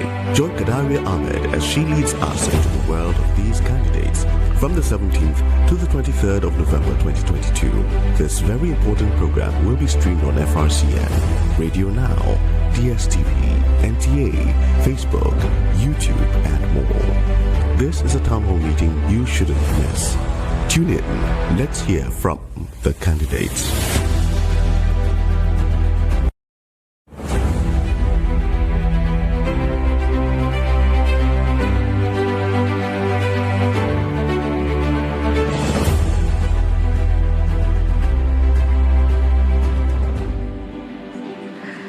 Welcome back. You're watching The Candidates, where we're in conversation with the candidates of the AAC, Mr. Sowore and Malam Magashi, who want to become president and vice president in 2023 and are asking Nigerians to elect them. I want to recap the question we were dealing with so that, for the sake of those who are just joining us. We were having a conversation and I was trying to get a sense from you of where you would find the resources to do all the things you want to say. And you said Nigeria is a rich country. And the point I was trying to make is that if you were to go into government today, there are few things that will happen. You will inherit, for example, a budget that has already been signed. You'll be inheriting all the deficits. You'll be inheriting the debt and a whole bunch of, things that are a little bit messy. And so I think it's a valid question to ask you how you will navigate those things within sort of coming into office. And I'm saying that in 2015, I was one of the presidents that was almost single-handedly responsible for helping government to locate the loot of the monies that were meant for purchasing arms that would have been used to fight Okonkwo. And honestly, government did recover some of that money, but they looted it. I've done my own research because I will have a transition team that will go to work as soon as the election, I'm declared winner of the election. And I have found over $6.4 billion owed by oil companies to the Nigerian government. When I talked about it, they said they have paid it down to 2.3 billion now, but that's still solid. The Revenue Mobilization Agency of Government, RMAFC, said there are government agencies, this is not unknown people now, who are refused to return revenues worth 11 trillion naira. Help me add that to 2.1 billion at the exchange rate of today. You see, my budget is already being balanced. But you can't do all of that until they swear you in May. No, the transition team can reach out to them and say, look, Mr. Sowore is coming in, please pay up. They don't have to listen. Well, if they don't listen... Because you are not president. No, yes. They will listen because they know that I've legitimately been elected as president. I'll tell you, during when Buhari came in 2015, for the first time publicly, when he thought he had anything to offer, What do you mean they? Didn't you campaign for him? No, I didn't run in 2015. But I'm saying the NLNG dropped $4.5 billion Nigeria's dividend publicly for the first time to the Nigerian Treasury. And I heard that's how the government started. Since then, they have not dropped any money that we know of publicly. When Sowore comes, I'm sure they will get that message very clearly. So you see that I'm balancing budget. We are not talking about borrowing because Nigeria's problem with debt is not the biggest problem. Our debt to GDP ratio is one of the lowest. Our problem is, revenue to GDP. And we have already discovered where these revenues are leaking and how we can quickly put a lot of money together that can help when you talk start like the transition. That, with regards to the budget, Yes. you review it. If it needs that we send a new supplementary budget to the National Assembly, we will do that. Okay. I want us to dive a little bit, but I think I understand University of Maiduguri might be ready. I'll come back to this budget conversation once we hear from University of Maiduguri. University of Maiduguri, you are ready or not? Yes, we're ready. Okay. Hello. Yeah, this is Musa Usman from University of Maiduguri campus here. And the students are keenly following all the discussions that have been taking place between you and Sowore and his running mate. And we have two students who have some questions to ask. I'll start with Yusuf Tara, who has the first question. Yusuf. Good evening. I want to use this opportunity to welcome the AAC presidential aspirant to this interactive session. My name is Said Yusuf Tara, and my question goes like this. Mr. Sowore, I am your follower on all your social media handles. I follow you on WhatsApp, Instagram, and what have you. In all your life, you have been an activist, fully participated in NSAS protest, a promoter of Revolution Now, and also in some occasions you support the agitation of Biafra. So my question is that, how will you ensure a secure Nigeria without creating social unrest and without violating human rights? Thank you very much. Thank you very much. So the second question is from Sado. Sado, please come forward. Good evening. My name is Sado Banya from University of Maiduguri. The presidential aspirant has addressed the issue of tertiary education. I would like to know what plans he has for the millions of out-of-school children in Nigeria, practical solutions that will bring the menace to an end, and also about insecurity. Several administrations have come and gone with policies and programs, but it's sad that insecurity is on the rise. So I would like to know what new strategies will you implement to curb insecurity? Thank you. And thank you very much, University of Maiduguri. There are a few questions people have sent via email and Twitter, so I will add them to these questions and then you take it from there. Ozu Emena says, do you believe the unity of Nigeria is negotiable? Valid question, given that from Maiduguri we've heard questions around Biafra. The same person also says the Nigeria Bureau of Statistics says about 133 million Nigerians are poor. How do you intend to lift more Nigerians out of poverty? Yes, so the first question is the same as the first one you read out, which is the unity of Nigeria. And I think this is where people misconstrue the word unity, as some kind of unbreakable bond for Nigeria. I need to give a little bit of historical background to Nigeria, that Nigeria was not even put together by Nigerians. It was put together as a business by Lord Lugard. In fact, when Lugard was creating Nigeria, he had already created Port Harcourt. And the reason they created Port Harcourt was that they discovered coal in Enugu. So they needed to export the coal. And then Port Harcourt was created in 1912. Nigeria was created finally as one entity in 1914. So I am telling you that a country put together as a business did not become a nation. What are you killing yourself for? I believe that Nigeria can be united with justice. The Northerners are the most worried about the issue of unity. But if you look at the Northerners, they were actually the first to be reluctant for Nigerian independence because they felt like they were not ready. I think you will find that actually that's an assumption. It hasn't been tested. No, I'm saying it not to. No, I'm just saying it's an assumption. There's not. Maybe you can ask I'm not demeaning. What I'm saying is that they put a lot of thought into joining a united Nigeria. That's why they delayed the independence for a few years. We would have had independence around 95, but the Northerners were not, they were thinking about it, they were consulting. The so first that's the point. War was that means that even at the onset, the people on that side of the divide had to be sure that they wanted to join Nigeria.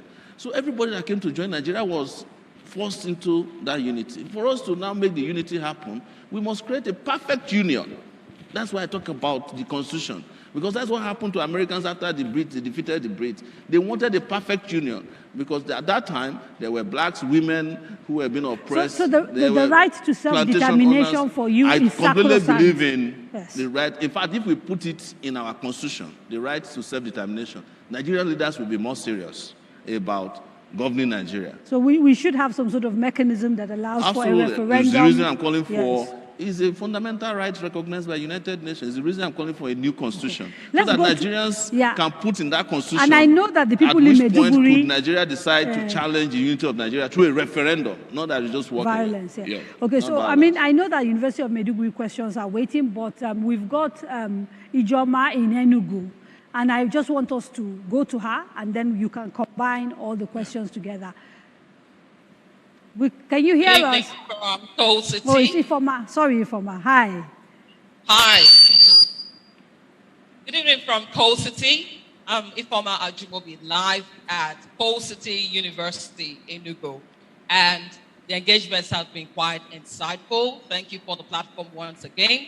The students have questions, plenty questions for the candidates. And we have Praise, Chisom, and Jonathan on standby with their questions. Jonathan, let's hear Jonathan's question. My name is Jonathan Ani from Department of Microbiology. Sir, what do you intend to do about subsidy? We'll hear from subsidy. Summa right now. Summa.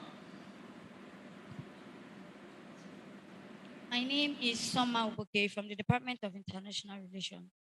Mr. Sowore, it is not new to anybody that most public office holders have decided to send their children abroad to study. And for this reason, they are insensitive to the plight of an average Nigerian student caused by incessant strikes. Sir, as a former student union leader, how do you plan to put an end to these industrial actions, to these incessant industrial actions in public universities? Praise had a question.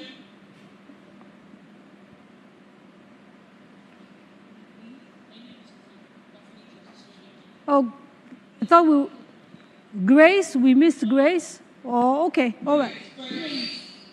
Praise. There's a lot of religious and tribal agitations in our country today.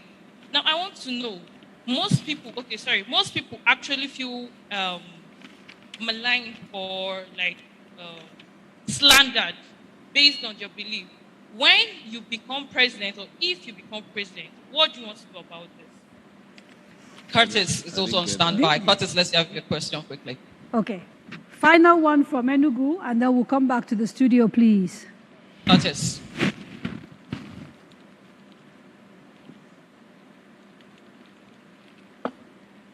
Hello, my name is Joshua Curtis, DK Jr.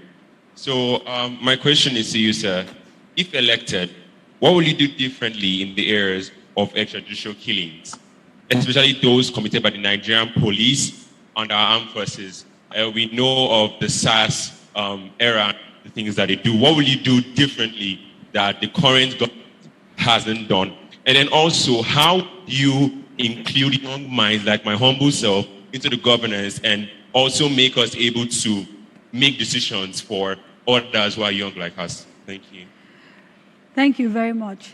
That's a whole bunch of questions. And I didn't hear some of them, but I heard that of it. Okay, so we'll start with the ones you heard, and then I will. We'll start out of the lady who was talking about what we'll do to end the incessant strikes, and the fact that the rich people are sending their children at the expense of those children of the poor abroad. See, this is something I know very well because I track this, and you're a journalist, we used to do this together. I track how much money, how much money spent in sending children of the rich at the expense of the poor to school. You discover that an average son of a politically connected or a politically exposed person going to a school in the UK is spending over maybe £200,000 a year, the big schools. And if you break that down to Naira, it could almost build a building, a structure that has over 6 classrooms that is of the highest standard. They are stealing it from you. That is why I said, as part of our policy, that whereas we have no right to stop anybody from sending their children to school abroad, but they also have no right to steal our money to send their children to school abroad. And as a result, those monies that are retained, we will use it to give study grants to students that are going to school in Nigeria. In Denmark, Norway, students are paid to stay in school to the point that sometimes when they are supposed to spend 4 years in school, they spend 6 because they don't want to go. What's the population of Denmark? No. Stop talking about the population. The population of Nigeria is big. The problem is the population of the thieves, which is not big, but they are taking the biggest of our resources. So we want to stop that. Let everybody who can afford to send their children to school, send their children to school. Is your problem. But don't steal government funds to send your children to school and then prevent students who are supposed to have access to their own national resources. Please take note make of them stay at home. My follow-up question. And Yes. the reason I will ask it now is... And I wanted to answer that guy yes, that I said know, he I wants want, to I be don't want to in our interrupt government. Let him join the- our party. This is a youth party. No more ancestors in government when we win. No more answers. Yeah. There are a few more questions I need you to deal with, and when you are done with them, perhaps come back and talk about how you deal with corruption, since you were talking about how to deal with the money. Okay, so somebody asked what your, whether you remove subsidy. Oh, subsidy. Yes. I think we should stop calling it subsidy. Okay. That's maybe it will make it easier. That particular name has been demonized. The subsidy they say we have in Nigeria is a subsidy of the oligarchs, the people who are importing petrol alone. When you take crude out of Nigeria, crude, after the state has a capacity to get a lot of products, including your hair shampoo, we take our own crude out, we go with a whole crude. When we are coming back with just gallons of petrol, kerosene, jet A1, and that's all. And we see petrol at nose. Our solution is to repair our refineries. And before you shout, oh, Sowore has come again, you are helping one man in Lagos to finish his refinery. But this government has already said that subsidy is going out in June, so presumably you don't disagree.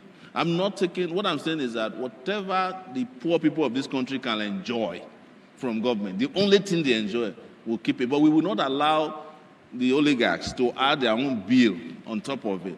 Let me tell you, kerosene is not subsidized. Yes. How is it that it's not giving us any palliative? Diesel is not subsidized. Why is it that we are not getting anything in return for unsubsidized diesel? So they just criminalize and demonize subsidy as if you can't support your citizens. So you I'm not from Nigeria. Let me just Yeah. put this in. I'm not a U.S. citizen, guys. Hear this out. While COVID was going on, the U.S. government sent me 3 checks. I was in detention. They were sending me money. I'm not even their citizen. Is that not subsidizing your citizenry? Our own leaders, they were hiding palliatives. No, it's true. From the people, until the people went and liberated the palliatives in Jos. Did you not hear that?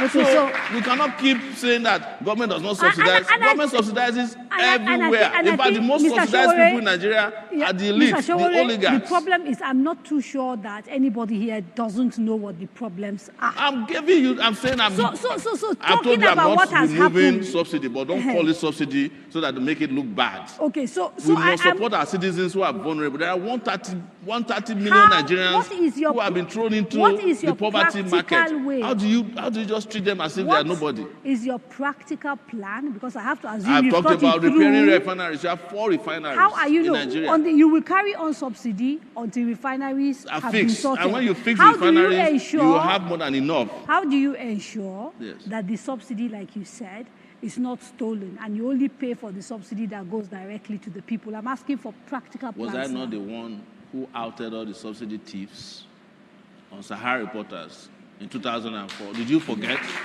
I know them individually. By the time I come to government, they know that they're out of business. Because I know them. I know all the people who are in charge of stealing subsidy money in Nigeria. I'm not saying this to brag. I know them, they know me. I know what each one of them is stealing. I know people who were importing water into Nigeria under Jonathan, who called it petrol. Okay. Did it not happen? Okay. That Let they me were bring prosecuted, in they were arrested, but they were never prosecuted till today. Let me bring in Malam, because another issue that Nigeria seems to have is the cost of governance. Yes. You know, a lot of money and resources going to maintain essentially a tiny minority of people. I mean, people would argue a government is essential, civil servants are essential, but perhaps we're not efficient in the way we sort of run our government, etc. What are your thoughts regarding the problem with the sort of cost of governance, and what is your party thinking of doing about that particular problem? As you said, everybody knows the problem. Cost of governance is high in Nigeria, and it needs to stop. How do we stop it? Nigeria has 3 arms of government. You have the legislature, executive, and the judiciary. Take a look at every arm. What are its functions? What are its divisions? What are its roles, those under it? And what does it consume? There is agitation that people are calling for scrapping of the Senate for the reason that they consume a lot of resources, and the people think that the country can go on without the Senate. So, I like that you brought it up, because the question is, how do you convince a group of people to commit suicide? Because for you to actually go from having 2 chambers, National Assembly, in the National Assembly, the Senate has to vote to accept to be scrapped. So what is the strategy for convincing them essentially to get rid of themselves? Convincing the people that brought them to the Senate. They didn't work on their own. It sounds great, and you get claps for it, but you still haven't told me how. So you convince people, so I'm in Kano and I'm convinced I don't want a Senate, then what? At the moment, what are you going to use? What provisions? How are you can't do it with, unless they pass a law saying they can be scrapped. Yes, in the first place, yes. I am not saying we would scrap the Senate. That's what I heard. I think people are agitating for scrapping of the Senate. Okay, you start working towards it. Yes, we can't scrap the Senate on our own. We have to convince the people to say, look, we don't need the Senate. In fact, beyond just the Senate, which is the coven of all these former governors, it's even the the lower House of Representatives. I think we should make it part-time. That's my position, so that anybody coming there should have another job. Already, they are operating as a part-time lawmaking body. I think the Senate, according to Premium Times, didn't sit for the allocated amount of times that ought to make them a full-time Senate. So they're already practicing part-time work. Let us pay them part-time salary as well. Okay. I would have preferred if someone like Saraki was practicing as a doctor and as a legislator. I'm wondering why you focused. Because let me ask you this question. I'm wondering why you focused on the Senate and not the House of Reps. And I'll tell you why. The Senate, unlike the House of Reps, ensures equal representation for every state. So every state has 3 senators, yes. Not 4, not 5, you know. So everybody in the Senate, in terms of representation, is equal. Whereas House of Reps, there are variations, which many people find unfair, because they're driven by landmass, by population, by that sort of thing. So Kano State, you know, might have more legislators than, say, Zamfara State, so then let's Enugu State. Let's grab the House of Representatives then. Right. Yes, so because I was trying to understand why you chose Senate and not House of... We came to that conclusion because most of the people in the Senate don't even have any reason to be there. And our goal is to reduce the cost of government. And I was also apart from cutting the legislative arm into size, because South Korea doesn't have a Senate and they are doing well. Senegal doesn't have a Senate and they are doing well. We also want to reduce a lot of baggages in federal ministries, departments and agencies. For instance, I don't know any reason why Nigeria should have a minister and a minister of state. They are doing essentially the same job. Get rid of the minister of state, keep the minister. A lot of organizations have replicated duties. We wipe them out. Again, you know, and reduce, and this will have impact because we are looking about a compact government. We are not going to deny it. I agree with you. I agree with you completely that the cost of governance is too much and it's very top-heavy, and it includes the presidency. And I don't want to repeat it here that, you know, they have a fleet of jets that Buhari said he wanted to reduce. He just kept increasing it. So what we are saying is that the cost of governance is too much. I even worry why any Nigerian president needs an Aso Rock, which can be converted to a children's hospital. The president doesn't have a family that's huge enough to be living in that zoo, as they call Aso Rock, that is fenced in 3 places. Whereas if you go to the White House of the US, it doesn't have that many bedrooms. If you go to number 10 Downing Street, I don't know how many bedrooms are there, but there are not as many as number 7, one building in Aso Rock. So I'm just using that as an analogy on how much we spend wasting our money doing nothing. So presumably when you get in there, to determine what should go and come, there would be some sort of process. Exactly. That's why I'm saying that the constitution needs to change. For instance, if we don't change the constitution, we can't scrap. You look at the beautiful argument you presented now about the House of Rep. You have just put them in trouble. Now we are going to be thinking about scrapping them because too. No. I wasn't presenting it to make an argument. I was just trying to understand the business. Because the House of, let me tell you the advantage that they have that the Senate doesn't have, is that they are also where you find minorities that are never represented anywhere. So communities, one of the arms have to go. Right? That's in our view. We are running fast out of time. So let me take a quick break so that when we come back, we take a few more remote locations and we try and wrap up this conversation. You are watching The Candidates. The candidates of the AAC are Mr. Yele Sowore and Malam Magashi. Don't go away.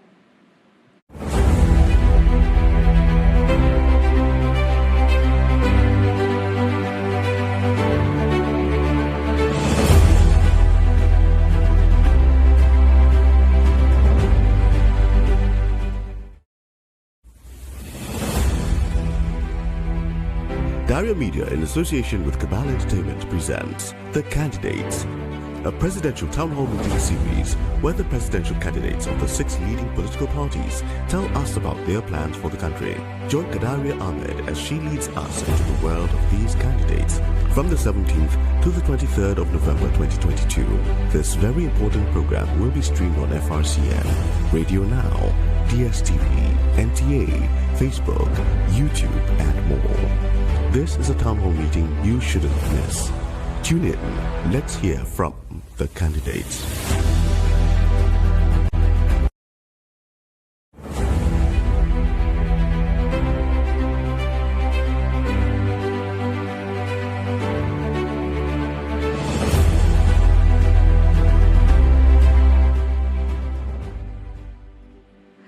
Welcome back. You are watching The Candidates. And we're going straight to the University of Abuja, where Ruth is on standby. And please note, we can only take 2 questions. And if you can keep them tight, we really would appreciate it because we're running fast out of time.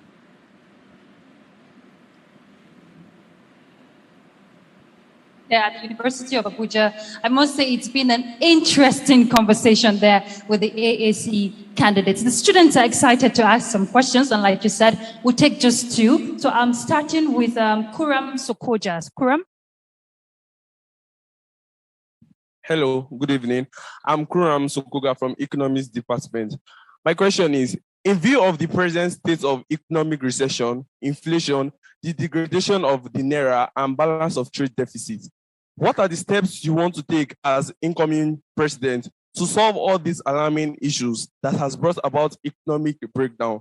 Secondly, in consideration that we practice the Keynesian economic system, as to the fact that governments play a key role in controlling the forces of demand and supply and market participation, what are the steps you have to put in place to improve government's functionality in major sectors of the economy, such as production industry sector? Thank you. Thank you very much. Okay, that's quite a handful. Raphael is next. Raphael. Yeah, good evening. My name is Echobu Raphael Ikpebe.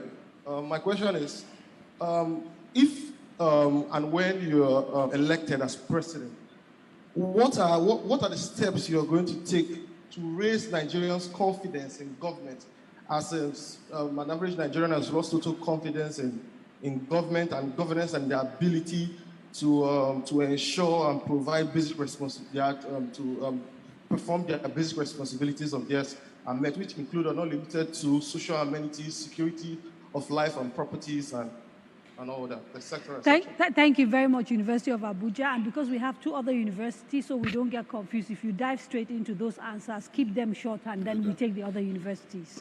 The first question is, the amount of intervention governments can get. So the economy keeps coming up again and again. And government has a duty to manage the macroeconomic policy of the country. And when we say this, we also have a duty to ensure that our monetary policy is tight. I mentioned it when we started that Nigeria's central bank is just a glorified, bureau de change right now.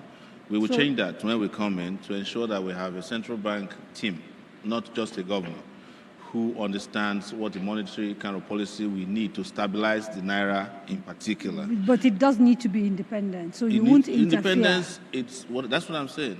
The government has a role to play in taxation. It has a role to play in generating revenue. The central bank is the bank to the government. Yes, that's what the central bank is practically about. This independence we are talking about. The central bank is supposed to drive monetary policy. They are supposed to drive monetary policy based on the sort of what is supposed to be best for the economy. They're supposed to be in charge of rates, and the things that can help your currency be solid and have purchasing power and have, its ability to, they also control our foreign exchange processes and foreign reserves. But government cannot just say, well, the central bank is independent to the point that the criticism you forget of this central bank and the reasons that many believe they got it wrong is that actually they were too close to government. It's true. That's what I'm saying is BDC now. If you know the central bank governor, you can just get dollar in the morning. Again, I can't be sued though. Sure, I'll come to you and collect money. Why you are talking to a fellow journalist like yourself? Let's carry on. So answering that question on the economy. So what I mentioned earlier, that in all of this, one calculation that people don't make when it comes to Nigeria, they eliminate completely or refuse to discuss standard of living. All of this. Fiscal policy, monetary policy, all kinds of policies are supposed to make life better for the citizens. And that is where the conversation about purchasing power parity comes in. What is it that if I want to buy this shirt in the US is a cost? And what will it cost me in terms of naira to buy in the country? If I'm not producing it, it doesn't matter. Whether I like it or not, it costs me more because my currency is weak. Okay, so and there was a question sort of related to that, which was about productivity. Yes, at the moment, we're not you can't get into product. You can't have a production argument in Nigeria without fixing the power sector, the energy sector.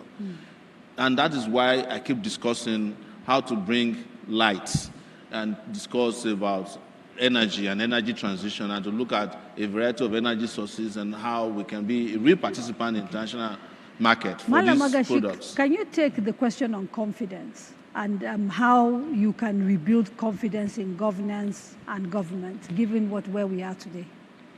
To be brief, what do the people want from the government? If they get what they want or what they desire or what they expect, they have confidence. They need peace, security, justice, social amenities, and what have you. So if we are in government, we would ensure that all the, let me get back to something legal, all the provisions of Chapter 2 of the Nigerian Constitution are provided to the citizens. If the citizens have a food to eat, have a shelter, have an education, they won't need anything, and they would respect the government that supply that. So it's a question of basically if the government keeps the side of the bargain, the contract between citizens. Yeah, that's social contract. I have to go now quickly to the University of Ibadan, and Niro is joining us. Hello, Niro. Good evening. Good evening, Kadoya. I hope you can hear us now. Yes, at last. Happy to see your face and to hear your voice. Been seeing you all evening. Anyways, a very interesting conversation there, and I'm going to go straight to the point. We have two questions from the University of Ibadan right here. And I have, first up, Ojon. Ojon, step up for the question. Good evening. My name is Odion Sani. I'm an electrical engineering student from the University of Ibadan. First of all, some might argue that the last time Nigeria was this divided was before the civil war. I mean, that's in the religious and the ethnic sense. Now, you said something about those who want to break out of Nigeria can seek legal means. But how did you, Sowore, want to promote unity in Nigeria? That's the first question. And the second question is, in recent times, we've seen a lot of thousands of Nigerian healthcare workers travel out of the country for greener pastures, and reports even show that the ratio of doctors to patients in Nigeria is 1 to 9,000. So how do you plan to combat this problem? So do you want to carry out healthcare reform, and how do you want to go about that? Thank you. Thank you very much. Okay, and the second question is coming from Olajuwon. Olajuwon. That will be the third question. First and foremost, I would like to state that talk is cheap. Most of the your answers to the questions have not been quite specific. So I will implore you to be very specific in my questions to you now. For instance, you were asked how you were going to stop stealing of subsidy, but you didn't quite give an answer. You just said they will know they're out of business once you are in. How exactly do you plan to get them out of business, knowing fully well that corruption fights back? And again, I will move quickly to education. I would like to know how exactly you're going to prevent the recurrence of ASU strike in very specific terms. And if you become the president of Nigeria, Mr. Sowore, what will be your stance on no work, no pay, as the federal government of Nigeria is stating now? Because it is very clearly stated in the Constitution, in the Trade Dispute Act, that government might decide not to pay workers who do not work. And again, very quickly, Mr. Sowore, on climate change, President Muhammadu Buhari has said that he's calling for more urgent investment for facilities in Africa. What exactly is your stance on climate change? And last but not the least, that's a lot of questions. And last but not the least, what exactly is the economic policy? What is your monetary policy? What exactly is your fiscal policy? Please, our appreciative, very, very. Nira, I'm afraid, thank you very much for that. With less than 15 minutes to go, can I urge you to be really short with your answers? And I can prompt you one by one again if you want. Maybe you can prompt me, yeah. Yes. How would you promote unity? You've said you believe in the right to self-determination, but if you are president, how will you promote unity? Well, if you give justice to all the sectors, nobody will want out of Nigeria. You see, people who talk a lot about Biafra, they also forget that the Yorubas also have their own agitators.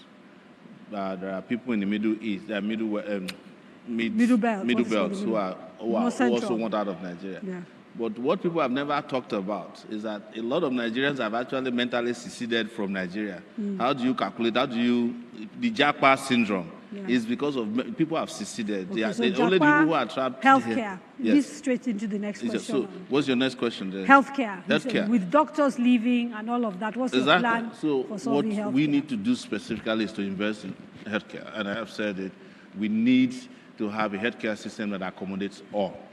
And it is not socialism, it's the right thing to do, it's compulsory. It's investment. You have to invest a sizable amount of your budget or revenue in ensuring that hospitals are working, drugs are available, you have an insurance. Our is an insurance policy, but it's not the one that's going to be exploited or stolen by, through fake HMOs. Okay, so at the moment, there's a new healthcare act that the president has, brought into law, which makes it completely compulsory for every person who, employs more than anything from 5 up to provide health care for their person. And if you're an artisan, you're also by law supposed to go and sign on to some sort of HMO. What would you do differently from what already exists? I think it should be the duty of government, our government, to provide health care for all. Okay. And not leave health care to employers who the burden of healthcare provision might force them to either be forging the number of employees. So you would be yes, finding but we will the money. still have a contributory system to it for employers, of course. But it won't be such that you ask employers to take over the entire healthcare of their workers. What about when the employers then fall out of business? Who takes care of the employees? The person from Ibadan that said talk is cheap is not satisfied about the specificity of your answers. He said, for example, how are you going to stop them from stealing? Especially since we know corruption fights back traditionally. He's also asked you to discuss the ASU issues and whether you respect this idea of people don't get paid unless they I don't respect the people. And all of that. When the strike is just, yes, you have to pay the strikers. It's not, they didn't want to do this. It was government that forced them to. If you want to start stopping the pay of people who are not working, I think the president will be number one because he barely work. It is true. Yes. So, and the truth is that these are things that escalate the problems. You can't keep escalating the problem by engaging in things that make our higher institutions are too important to be played with technical parts of laws. Let's put the money they ask for. They are specific about how much they want. Let's find the money and give it to them.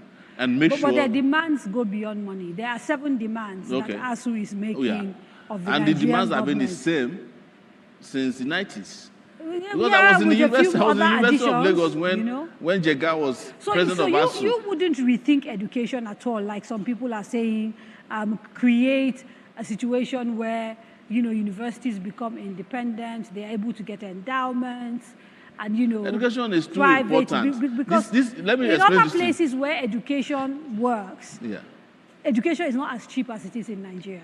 Education, so people actually, if you look at how much we pay to train doctors, it's not also as expensive as they think. In the 90s, the IMF and the World Bank came to this country and said, "Don't invest in education. It's too expensive. It's waste. Let people pay for their education." But the same people came back and recruited 8,000 doctors from the education they didn't want us to invest in 1990. This is hypocrisy. Victor you cannot compare is on education to standby anything. in Bayelsa, and I don't really want to waste their time because they're the last school we're going to.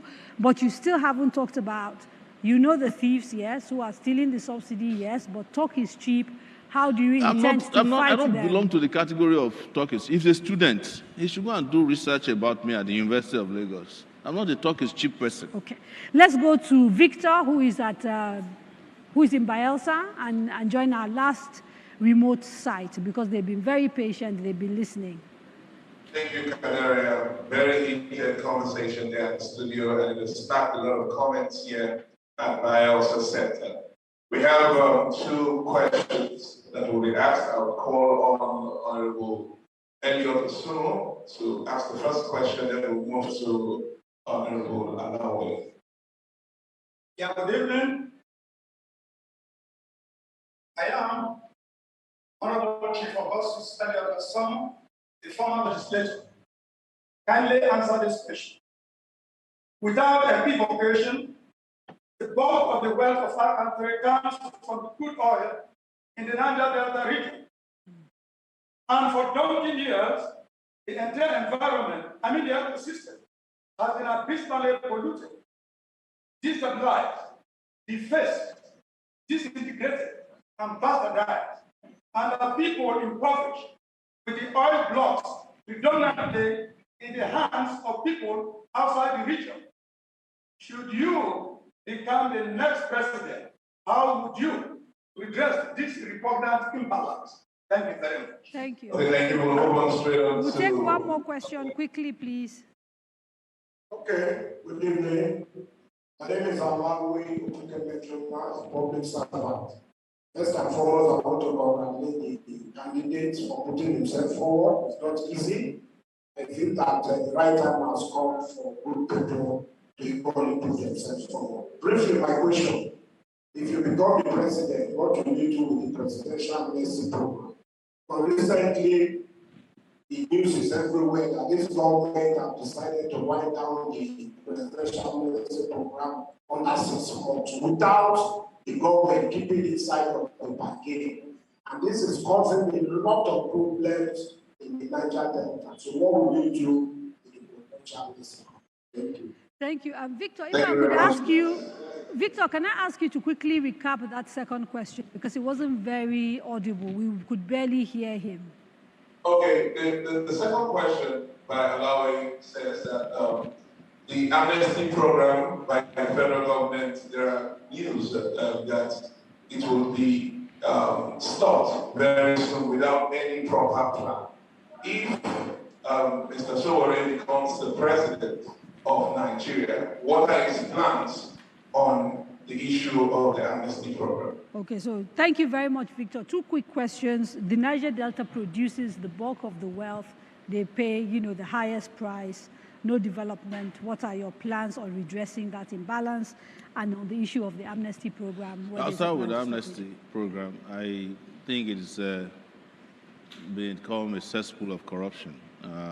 But I like the program, and I'll develop into a concrete. So you like the principle of it? Yes, I like the principle of it because I brought peace to the Niger Delta. But that peace cannot last on the basis of this ad hoc-ish intervention in Niger Delta. The amount of money you are giving to amnesty can be used to build universities that will train lots of Niger Deltans. Locally. And they could have finished the roads, the East-West Highway that has now been washed away.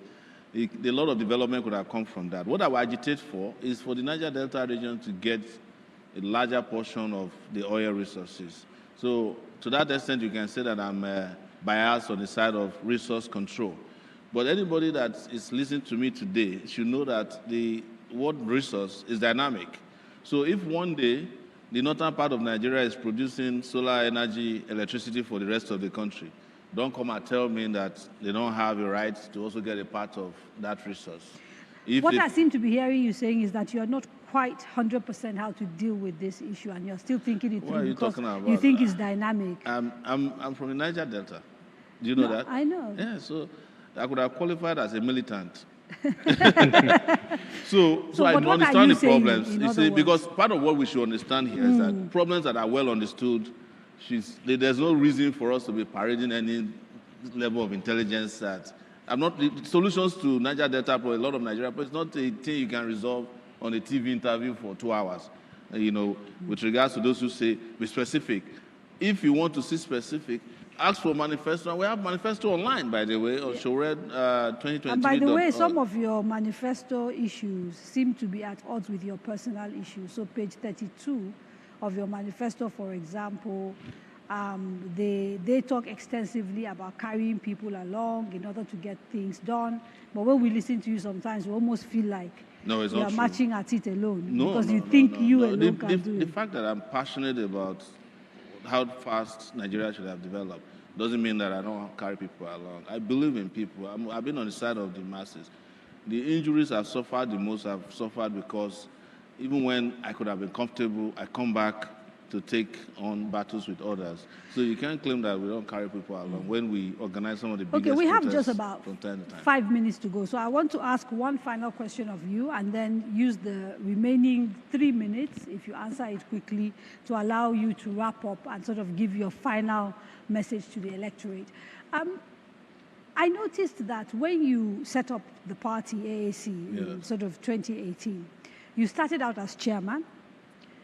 Then you became the presidential candidate and therefore had to step down as chairman. You lost elections and then became chairman again of the party. And you've now stepped down again to run for the elections. How come?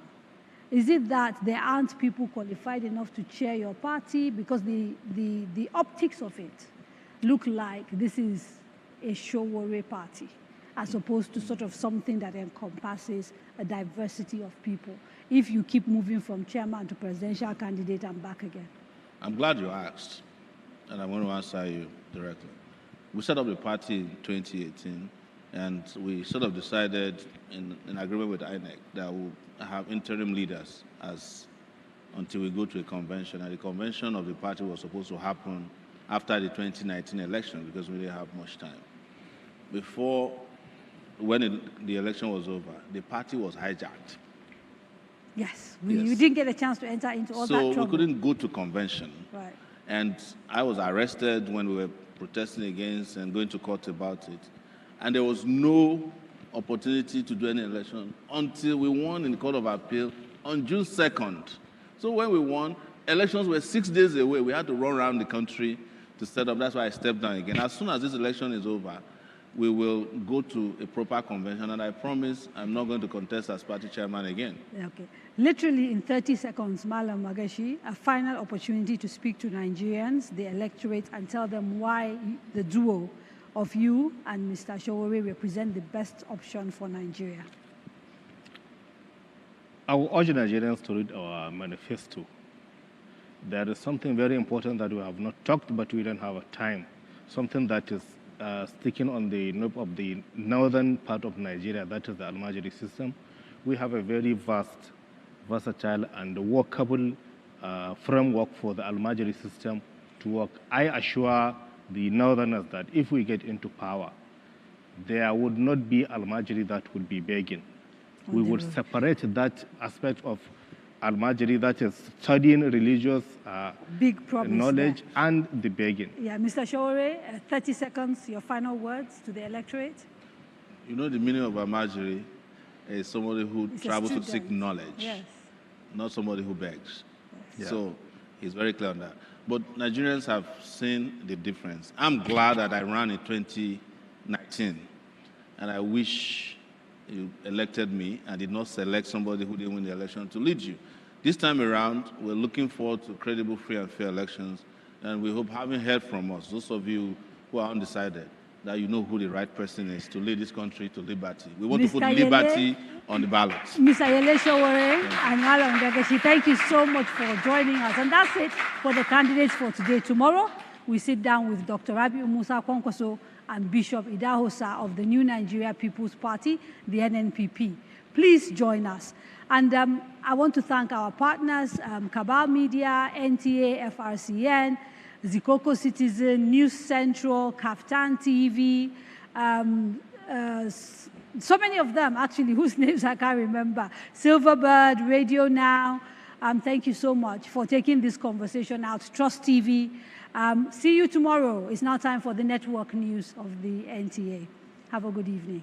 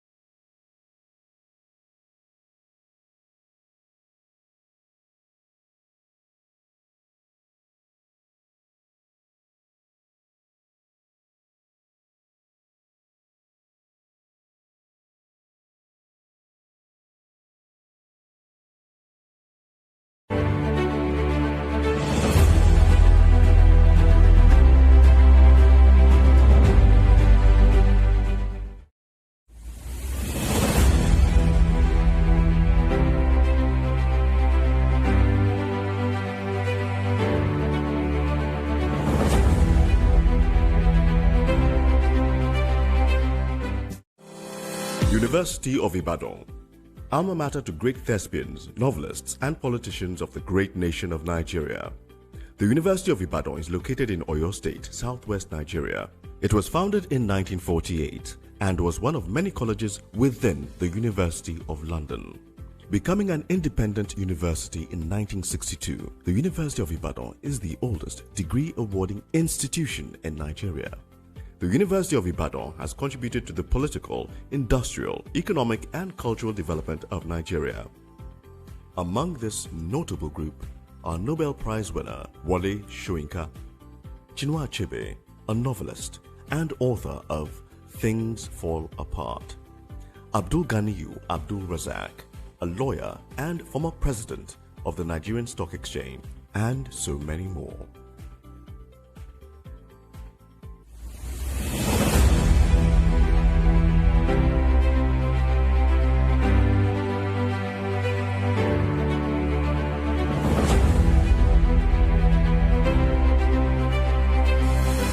Bayelsa is an oil-producing state in the south-south region of Nigeria.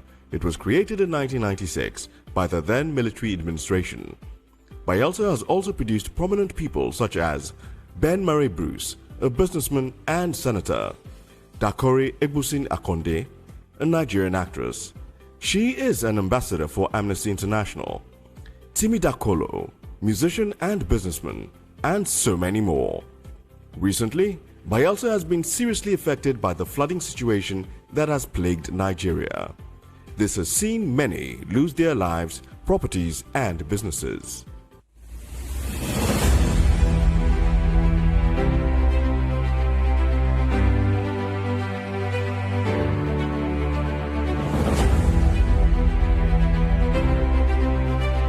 The University of Abuja, the prestigious University of Abuja, nestled in the Federal Capital Territory in the north-central part of Nigeria, was established in 1988 but officially started running in 1990.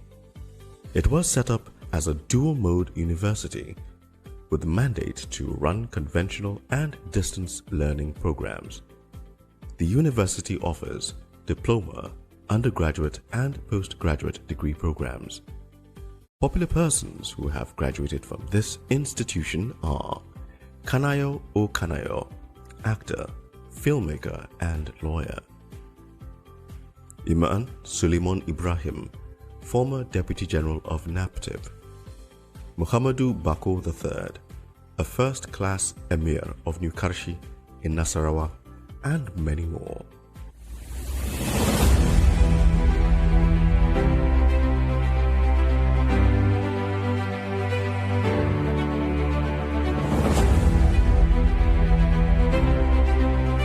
The University of Port Harcourt. The University of Port Harcourt is located in Chuba, in River State, in the south-south geopolitical zone of Nigeria. It was established in 1975 but was given university status in 1977. The University of Port Harcourt was ranked the 6th in Africa and the 1st in Nigeria by Times Higher Education in 2015. This university has graduated several notable Nigerians who are spread across several industries. Some of these people are Rita Dominic, actress; Alex Oti, former managing director of Diamond Bank; and Rotimi Amechi, a former governor of River State. As it continues to run, it has promised to continue churning out great students year in and year out.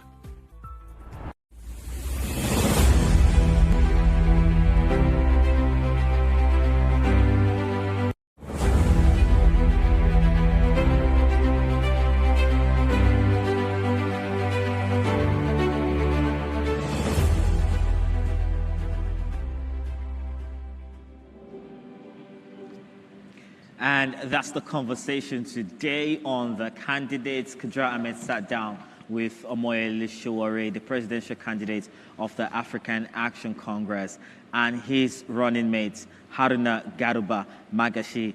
And they essentially were hoping to convince millions of Nigerians eligible to vote in 2023 to send them to Aso Rock.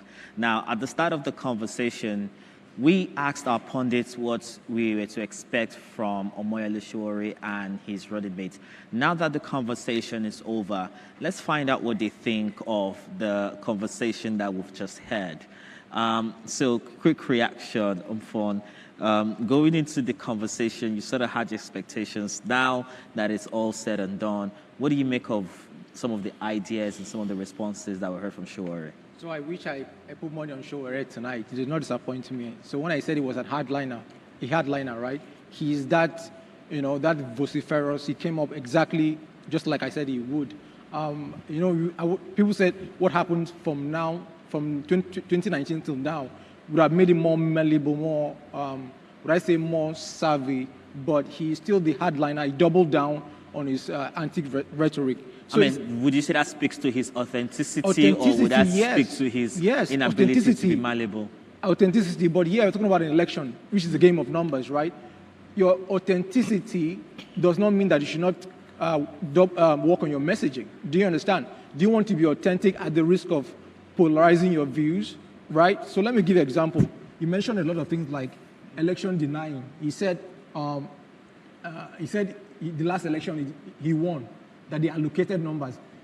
Election is a big issue. Denying was a big issue, such in the midterm that there was no red wave. Because Americans said, no, what, there's inflation, there's a lot of things, but one red line we will not go through is election denying. And he came out there and he said, hey, I didn't win the allocated election. That does not have a place in a modern democracy.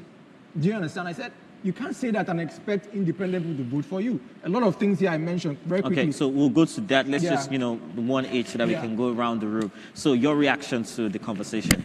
I think, like Umar said, he did disappoint. It's just because, for me, many of his answers were quite vague. So even the solutions, he couldn't show to me or describe the how-to. For example, like when he talked about power. And then one of the things I also found very interesting is that he acknowledged that he didn't have enough women in his party, but plans to put 50% of women in his cabinet. How is that going to work when you're not even engaging them yet on a party level? Do you understand? So it just, seems to me that he just came and just threw a lot of words around and he's not really, prepared, for this. It's just this activist solution of how we don't like this, we don't like this, we don't like. Okay, what is your own solution? And then they're just really just vague here and there. All right, Professor Killer. Well, I think overall, one has a clearer view of the profile of Sowore tonight, especially those who have not followed him at all. It's easy now to describe him or depict him as socialist, Pan-Africanist, and populist. That is the sort of idea. Because of that kind of complex profile, it is easy to see some contradictions because he seems to be working towards solution, not moving in a clear ideological way. So, for example, he wants to, on one side, be a very social welfare, state-present government. On the other side, he wants to reduce governance and cost of governance. So that tells you that, in a way, he's reacting to the situation he has at hand. Right. I think to the point my two fellow panelists made, he has to improve his political communication to talk about this is what I'm going to do in very few words. All right. So in just a moment, we'll come back with more from our pundits. This is the Candidates 2022 Pundit Show. Stay with us.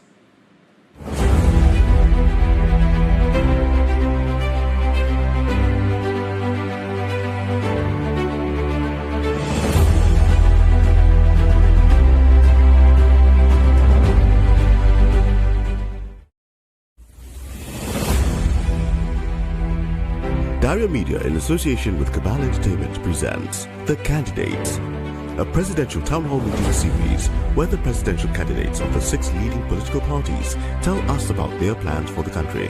Join Gambo Ahmed as she leads us into the world of these candidates from the 17th to the 23rd of November 2022. This very important program will be streamed on FRCN, Radio Now, DSTV, NTA, Facebook, YouTube, and more.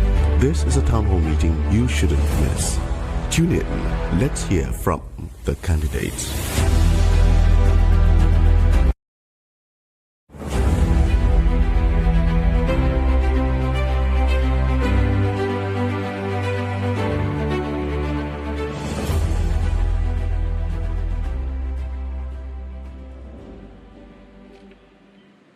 Welcome to the Pundit Show on the Candidates 2022. To be a part of the conversation, use the hashtag NGTheCandidates on Twitter, or just tweet at TheCandidateNG, and we'll take all of your contributions here on the Pundit Show. Let's come back to you, Fumi, and then just dive into some of the real takeaway from this conversation for you, right? Maybe if we can even do a quick scorecard on Sowore. So, how would you score him on just the contents of his messaging?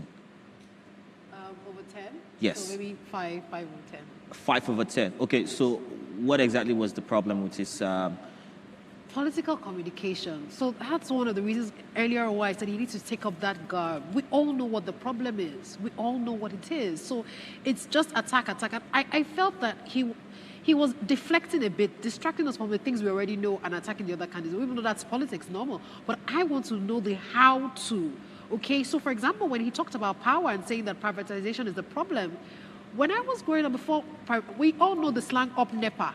Before NEPA was privatized, there was a power problem. So you can't say because the government thought that privatization was going to solve the power problem. Have they made some progress with it? Yes, they have, because even with like payment systems now and the meters, many people don't have the analog meters.